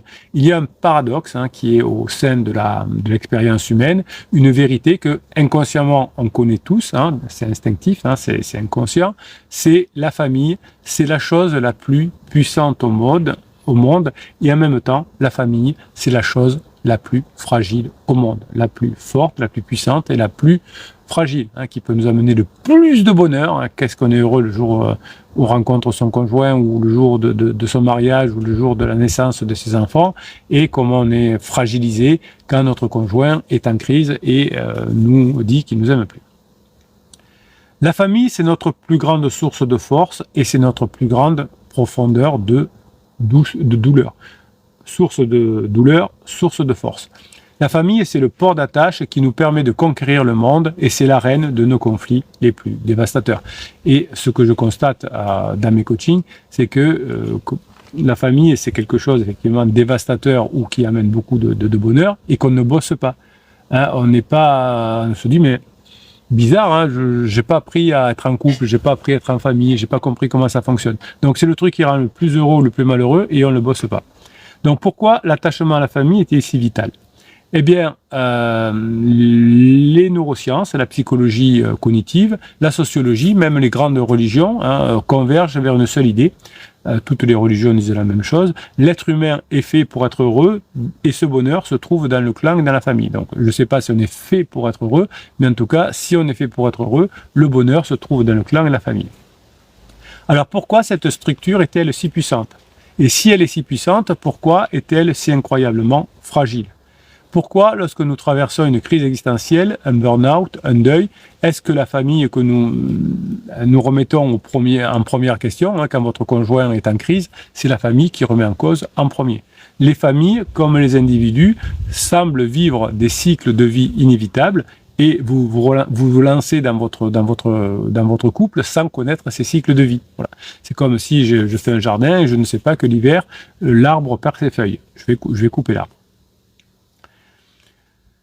Nous sommes faits pour être heureux en famille. Ce n'est pas une simple préférence culturelle. On veut être en famille pour être heureux parce que c'est mieux, parce qu'on a de quoi parler, on a de quoi se faire protéger, c'est plus intéressant financièrement, on se sent soutenu, mais souvent être que en famille, enfants, parents, ça suffit pas, il faut que ce soit dans un clan.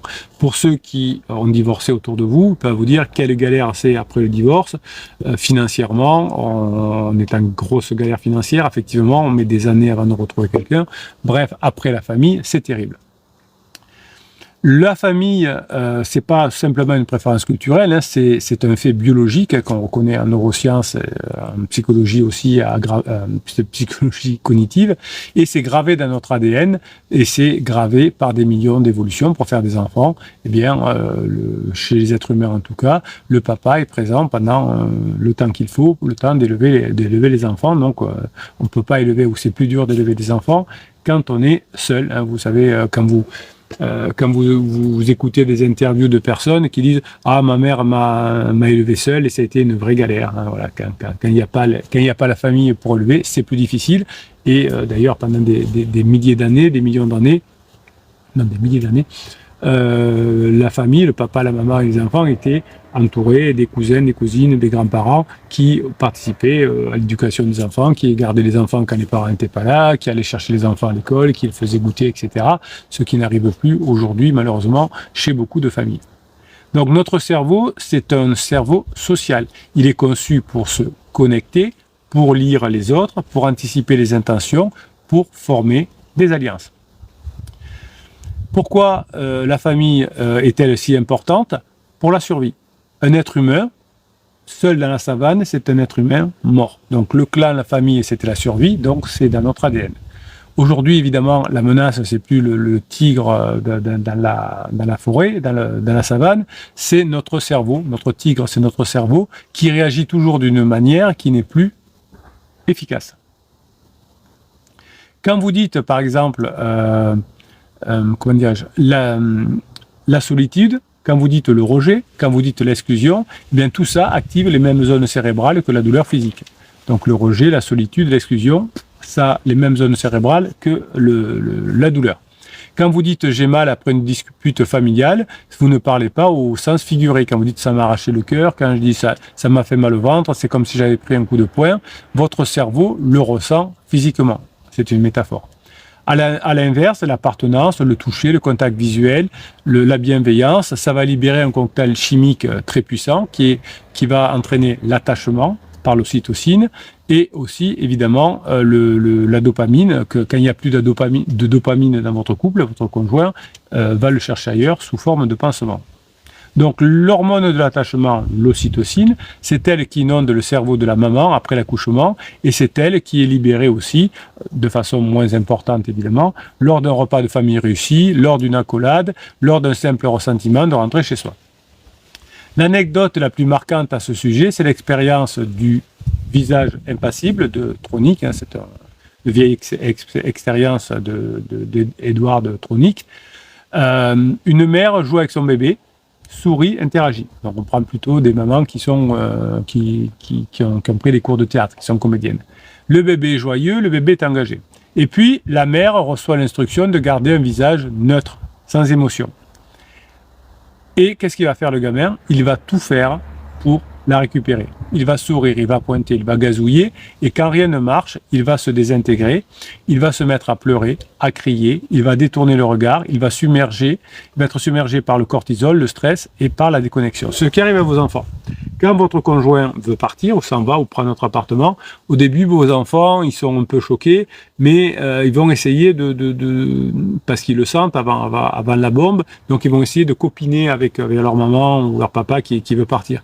Et une fois que le papa ou la maman est parti, le stress est tellement intense, la douleur est tellement intense chez les enfants qu'ils leur font la misère et qui, pour moins souffrir, les enfants font une déconnexion avec vos conjoints en crise et se rapprochent de vous, à moins que, évidemment, vous ne fassiez pas ce qu'il faut de votre côté. Donc ce bébé, c'est nous tous. Nous sommes biologiquement programmés pour chercher la connexion et la perte de la connexion, c'est notre plus grande terreur. Hein. C'est pour ça que vous avez aussi mal quand votre conjoint est en crise. Ce besoin biologique, c'est une source de puissance incroyable de la famille. Donc pourquoi la famille, c'est si puissant? On a vu la racine biologique, mais la psychologie, la sociologie, nous donne d'autres types de réponses. La puissance de la famille ne réside pas simplement dans l'affection. Elle réside aussi dans la fonction de base de sécurité. La famille, quand elle fonctionne bien, hein, et elle va bien fonctionner quand vous aurez passé votre crise et que vous serez en phase 4, ça sera à nouveau un camp de base sécurisé de l'enfant à l'adulte où on peut explorer le monde. Tant qu'on n'a pas la sécurité, on n'explore pas le monde. Donc c'est pour ça que vous flippez autant quand votre conjoint vous a dit qu'il voulait se séparer. Mais quand on est effectivement dans cette sécurité, dans cette base de sécurité, c'est pour aller conquérir le monde. Il ne faut pas y rester. Hein, c'est ce que vous avez fait dans la phase de sécurisation, vous ne saviez pas, vous n'avez pas appris. Et donc vous êtes resté dans la phase de sécurisation. Très bien la sécurité, mais pas du tout ce qu'il fallait pour aller explorer le monde. Donc finalement, votre famille, c'est l'assurance qu'il y a un endroit où l'on peut échouer, être vulnérable, être brisé, et être quand même accepté. Ce n'est pas ce qui vous est arrivé. Votre conjoint, au début de sa crise existentielle notamment, était au fond du seau, et vous l'avez pas vu, ou vous n'avez pas su le reconnaître parce que vous étiez toujours dans la phase de sécurisation, et donc il s'est éloigné de vous. Cette sécurité, c'est le fondement de la confiance en soi. C'est une force invisible qui nous propulse. Elle nous donne une identité, un nom, une histoire. Elle est notre première socialisation, le lien où nous apprenons les codes, les valeurs, les non-dits d'une culture. Donc il existe une étude sociologique fascinante qui s'appelle l'effet Rossetto. Bon, c'est une étude des années 1950, mais vous allez voir, elle est intéressante. C'est un médecin qui s'est rendu à Rossetto, c'était une petite ville de Pennsylvanie qui était peuplée d'immigrés italiens. Et c'était étonnant parce que le taux de maladie cardiaque était quasiment nul. C'était presque inexplicable parce que ces gens, des Italiens, ils fumaient le cigare, ils buvaient du vin, ils mangeaient des boulettes de viande, ils mangeaient du fromage. Bref, ils n'étaient pas très riches, ils travaillaient dur dans les carrières, donc ils n'avaient pas une bonne alimentation, ils se crevaient à la tâche et c'était pas des gens très aisés, donc vous pouvez se faire soigner. Donc on a tout regardé, la génétique, l'eau, l'alimentation, rien n'expliquait ce miracle et tout d'un coup on a eu l'idée de Rossetto, des familles de Rossetto. Les familles vivaient sur 3 générations sous le même toit. La communauté était tellement incroyablement soudée, les repas étaient partagés, les anciens étaient respectés, les anciens participaient à la maison et ils étaient intégrés, respectés et pas isolés. Donc aujourd'hui, évidemment, nos anciens ils sont isolés, ils veulent pas venir habiter avec les petits-enfants ou leurs enfants ne veulent pas qu'ils viennent habiter dans la famille, on a autre chose à faire. Et finalement, on retrouve des personnes âgées parfois dans des EHPAD, alors que on avait besoin peut-être pendant un certain temps d'avoir ces 3 générations sous le même toit. Donc la conclusion, elle a été déjà révolutionnaire, mais apparemment en France ça ne nous a pas marqué. La puissance des liens familiaux et communautaires protège littéralement le cœur. Donc la famille, c'est puissant au point de vaincre la mauvaise génétique et les mauvaises habitudes de vie. Donc si vous arrivez à recréer un clan autour de vous, vous allez pouvoir améliorer votre santé et la santé de votre couple évidemment. Donc la connexion, c'est un besoin physiologique. C'est un lien si puissant, mais qui peut être brisé si on ne fait pas attention. Donc la famille, c'est indispensable, c'est puissant physiquement, neurologiquement, mais c'est très fragile. La fragilité vient de la même source que la puissance. Qu'est-ce qui rend la famille fragile? C'est l'intimité. Plus on est proche de quelqu'un, plus les enjeux sont élevés. Une insulte d'un inconnu dans la rue, ça va nous agacer 5 minutes. Un mauvais regard de déception de quelqu'un dans la rue, c'est quelques secondes. Et quand c'est la même insulte, le même regard de la part de son conjoint, ou même d'un frère ou de quelqu'un de très proche, ça peut nous hanter pendant des décennies. Un mauvais regard de son papa, de sa maman ou de son conjoint, ça peut nous hanter. La famille est fragile parce qu'elle n'est pas construite sur du béton. Elle est construite sur des éléments invisibles et sur des éléments délicats. La confiance, la communication, les attentes non dites. La confiance, c'est le ciment. Souvent en coaching, je m'aperçois que vous ne faites plus confiance à votre conjoint et si votre conjoint a eu un pansement, ça peut se comprendre. La communication, c'est l'oxygène. Donc la confiance, c'est le ciment et une fois que la confiance est fissurée, c'est compliqué.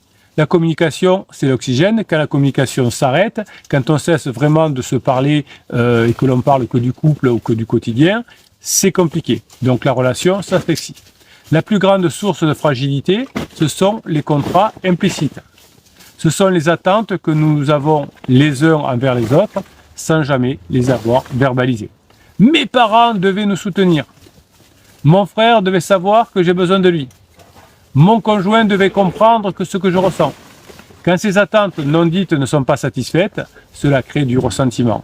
Et le ressentiment, c'est le poison lent de la famille. Vous avez cette anecdote de la grenouille de la marmite, je vous l'ai raconté plusieurs fois. Si on plonge une grenouille dans l'eau bouillante, elle saute dehors immédiatement, mais si on la met dans l'eau froide et qu'on augmente progressivement la température, elle s'habitue, elle s'engourdit et elle peut mourir ébouillanter.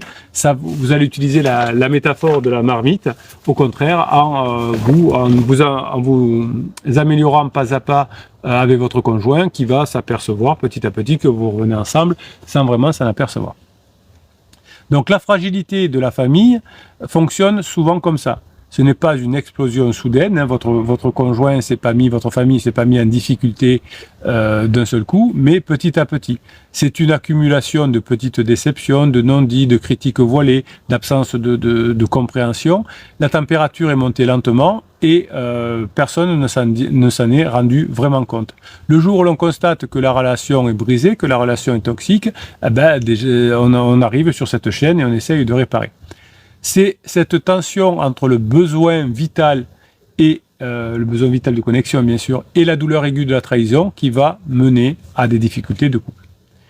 Donc pourquoi, lorsque l'on est en crise existentielle, on remet en question sa famille ?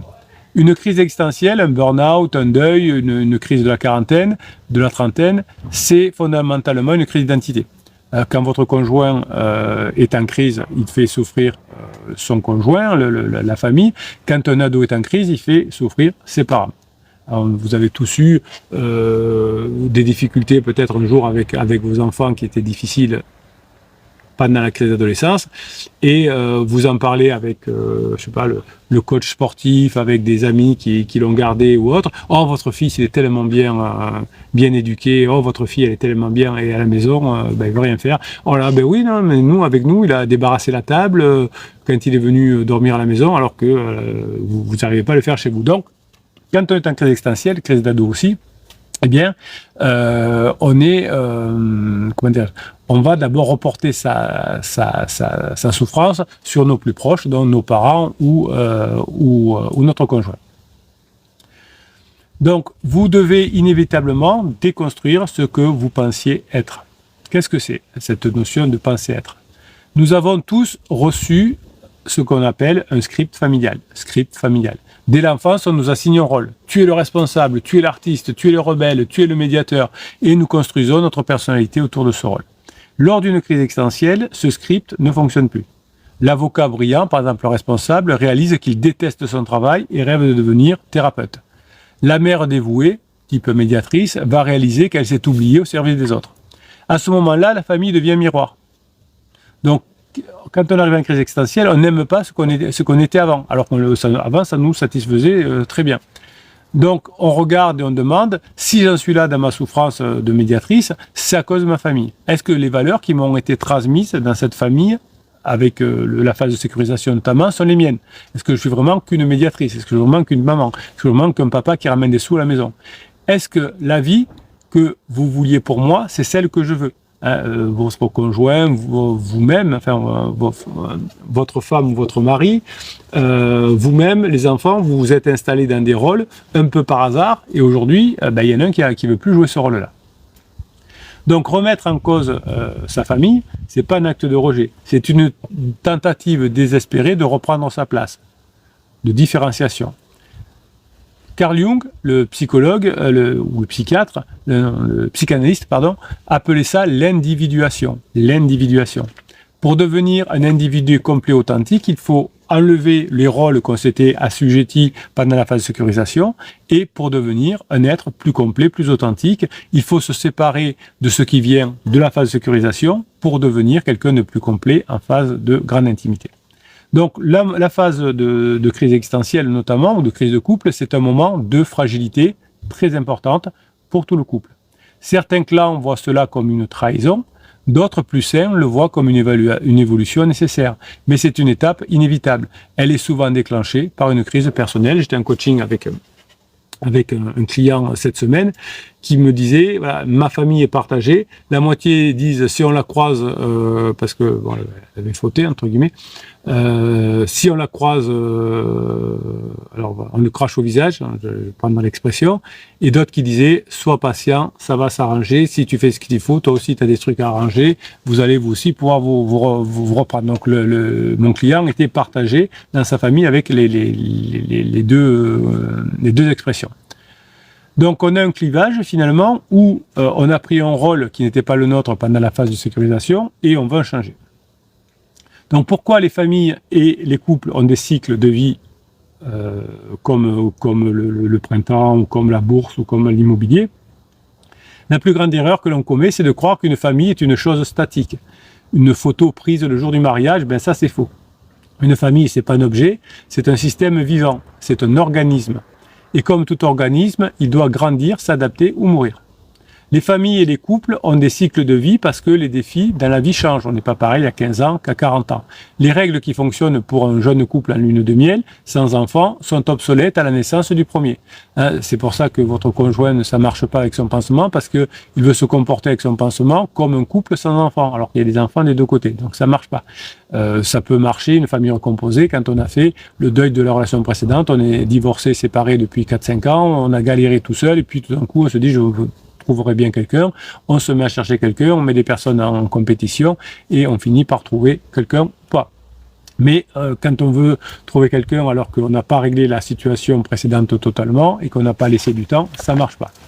Donc les règles qui fonctionnent avec un enfant de 5 ans et un ado de 15 ans, ça marche pas du tout.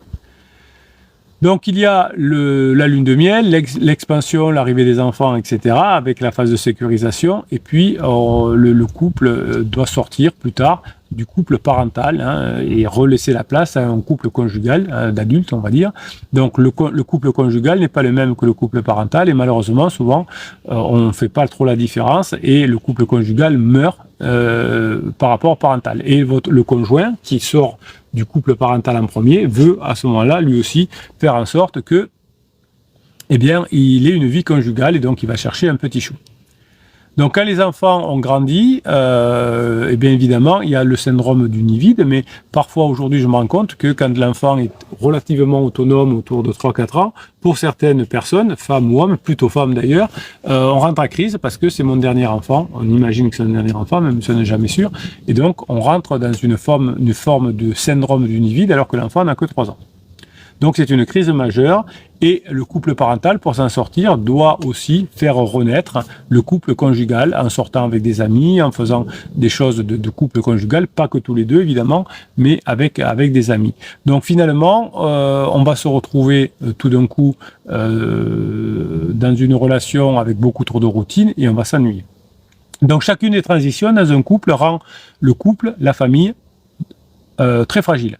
La famille doit muter, elle doit se redéfinir avec de nouvelles règles et de nouveaux rôles.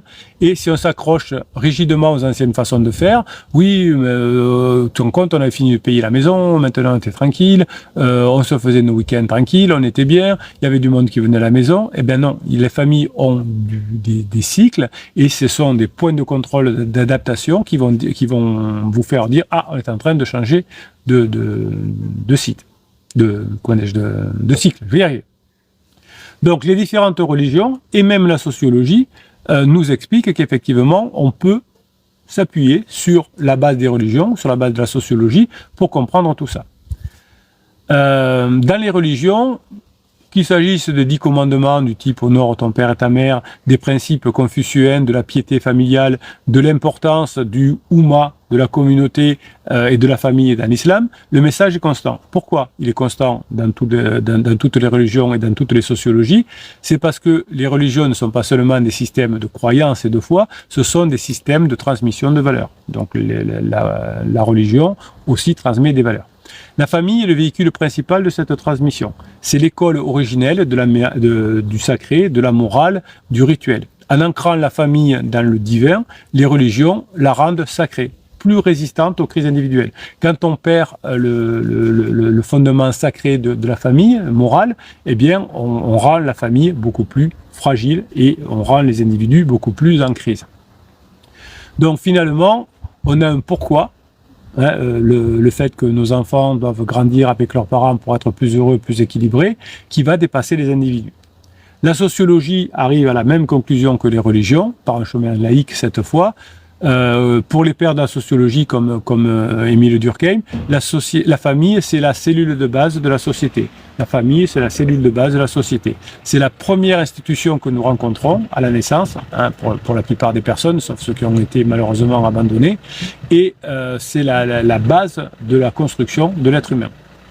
Dans la famille, nous apprenons les règles du vivre ensemble, le partage, l'autorité, la réciprocité, la gestion des conflits.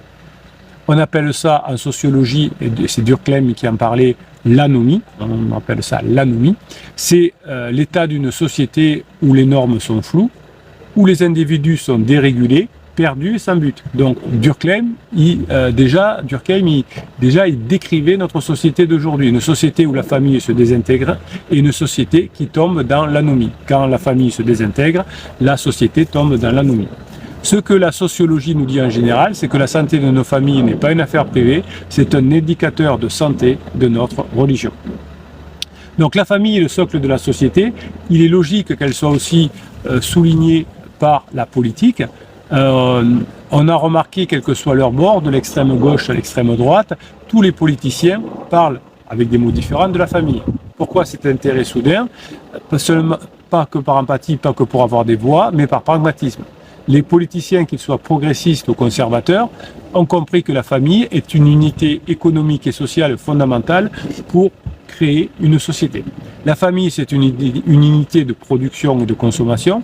Elle achète des voitures, de la maison, de la nourriture. Elle produit des futurs travailleurs, des futurs contribuables, une démographie en berne, un faible taux de natalité, et c'est une crise économique qui est garantie dans 30 ans. La famille est la plus grande entreprise de solidarité du monde. Qui s'occupe des enfants, qui soutient les jeunes en difficulté, qui prend soin des personnes âgées dépendantes, c'est la famille. Aujourd'hui, on est dans une société en anomie, comme on disait, parce que les personnes âgées ou dépendantes, la famille s'en occupe plus, donc c'est la société qui doit s'en occuper. Les jeunes adultes en difficulté, la famille qui travaille, les couples qui sont à fond, ils s'en occupent plus, donc on trouve des enfants dans la rue, et donc il n'y a pas cette solidarité non plus que l'on voit avec des membres d'une association. Dans les associations, on a de moins en moins de personnes qui viennent aider. Donc, dans une société qui est bien structurée, la famille est importante parce que la famille, elle va s'occuper des aînés, donc des milliards d'euros économisés par l'État. On a vu tout à l'heure que les personnes qui vivaient en famille, en clan, sont en meilleure santé, donc on économise des milliards, des soins de santé moins importants, des maisons de retraite moins importantes. Chaque famille qui soutient une personne âgée ou qui soutient un enfant après ses études, c'est un chômeur de moins pour la collectivité. Donc les politiques familiales, les allocations, les congés parentaux, les crédits d'impôt, etc., c'est pas des simples cadeaux. C'est fait pour qu'on ait un investissement stratégique pour que la famille tienne. Parce que la famille, c'est la stabilité de l'État. Donc la famille, c'est pas seulement un refuge émotionnel, c'est une infrastructure importante pour la nation. Donc, est-ce que l'État devrait plus soutenir les familles ou pas? On n'en sait rien. Mais en tout cas, on voit que la famille peut être à la fois très puissante et très fragile.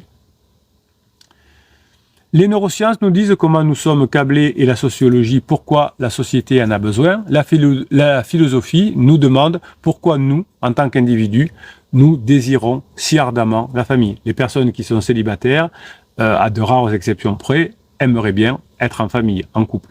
Quand vous avez divorcé, si vous avez des amis qui ont divorcé, on se rend compte au bout d'un moment qu'ils ont envie de reconstituer une famille. Ils n'y arrivent pas, ça prend des années parce qu'il faut faire le deuil, mais ils aimeraient bien en avoir une. Donc depuis Aristote qui définissait l'homme comme un animal politique, un animal social qui est fait pour vivre en clan dans la société, les philosophes ont placé la relation au cœur de l'existence. Ce sont peut-être les existentialistes, Camus et Sartre, qui ont le mieux saisi l'enjeu. Ils ont parlé de l'absurdité de la condition humaine, l'absurdité de notre solitude fondamentale en tant qu'être conscient dans un univers silencieux. Et qu'est-ce qui reste quand on a créé du vide autour de nous, quand on a fait exploser la famille? Eh bien, il reste le manque de connexion et le manque de lien. La famille, au sens large, celle du sang, ou la famille que l'on choisit, c'est une réponse la plus concrète, la plus quotidienne à l'angoisse existentielle. Les philosophes nous montrent que la famille est le lieu où notre existence est validée. C'est pour utiliser un terme de philosophie qu'on appelle le lieu de la reconnaissance. Emmanuel Lévinas, qui est un philosophe, a centré son œuvre sur le visage de l'autre. Il disait que notre humanité ne naît pas nous-mêmes, mais naît dans la rencontre avec l'autre. La famille est notre première et notre plus intense rencontre avec les autres, avec nos parents et avec nos enfants. C'est dans la famille que nous apprenons l'amour, la haine, le pardon et la responsabilité. C'est le terrain d'entraînement de notre âme, dit Lévinas. Donc là, famille n'est donc pas juste une structure sociale ou biologique à la légère, c'est une quête philosophique, c'est un endroit qui permet de créer du sens, de la chaleur, un héritage face au chaos et à la finitude de la vie. Donc nous sommes biologiquement, en conclusion, biologiquement câblés pour le clan. La puissance de la famille, c'est une base de sécurité pour que les enfants puissent grandir en sécurité et s'envoler en sécurité. La fragilité, ça vient de l'intimité parce que l'on n'a pas assez bossé sur nous et on est parfois assez fragile. La crise existentielle, c'est pas la fin du couple, c'est un test d'individuation pour quitter le rôle qui n'était pas le nôtre. La famille est un système vivant qui vit ses cycles. La famille, c'est le socle de la société, reconnu par la politique, les religions et la philosophie.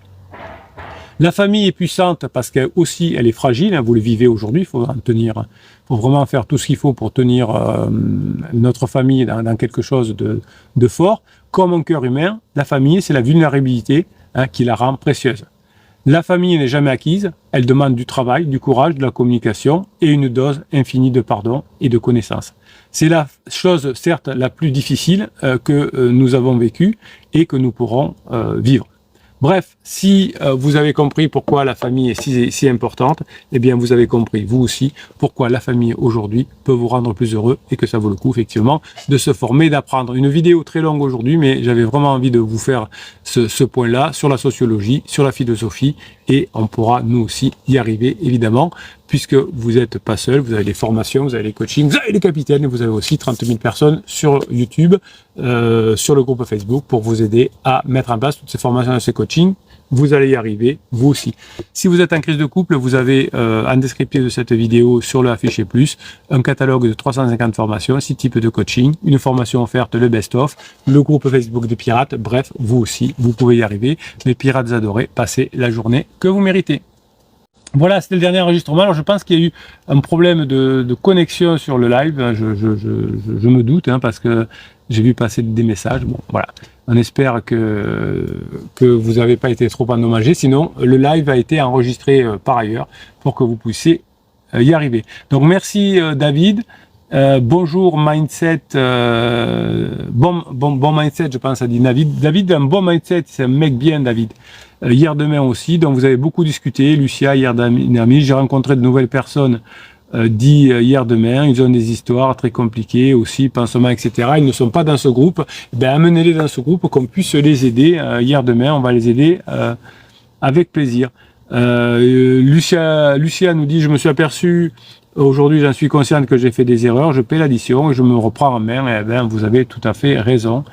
Lucia, nous n'avons pas tous la même histoire d'hier de même, mais nous sommes dans le même bateau. Les erreurs nous apprennent quelque chose. Oui, on a tous des histoires différentes, mais elles se ressemblent quand même. Voilà, mes pirates adorés, je vous kiffe et je vous kiffe grave. Faut que je vous laisse parce qu'il est 14h23 au moment où j'enregistre ce live et dans 5 minutes, j'ai mon premier live de l'après-midi. Donc, faut pas que je traîne. Merci pour ce que vous êtes. Vous retrouverez ce live plus tard d'ailleurs tout de suite sur en replay, et puis vous retrouverez ce que j'ai enregistré pendant le live dans quelques jours, dans quelques semaines, pour vous en rappeler. Merci pour ce que vous êtes. J'ai adoré faire notamment ce live avec vous parce que je vous kiffe et je vous kiffe grave. Passez la journée que vous méritez.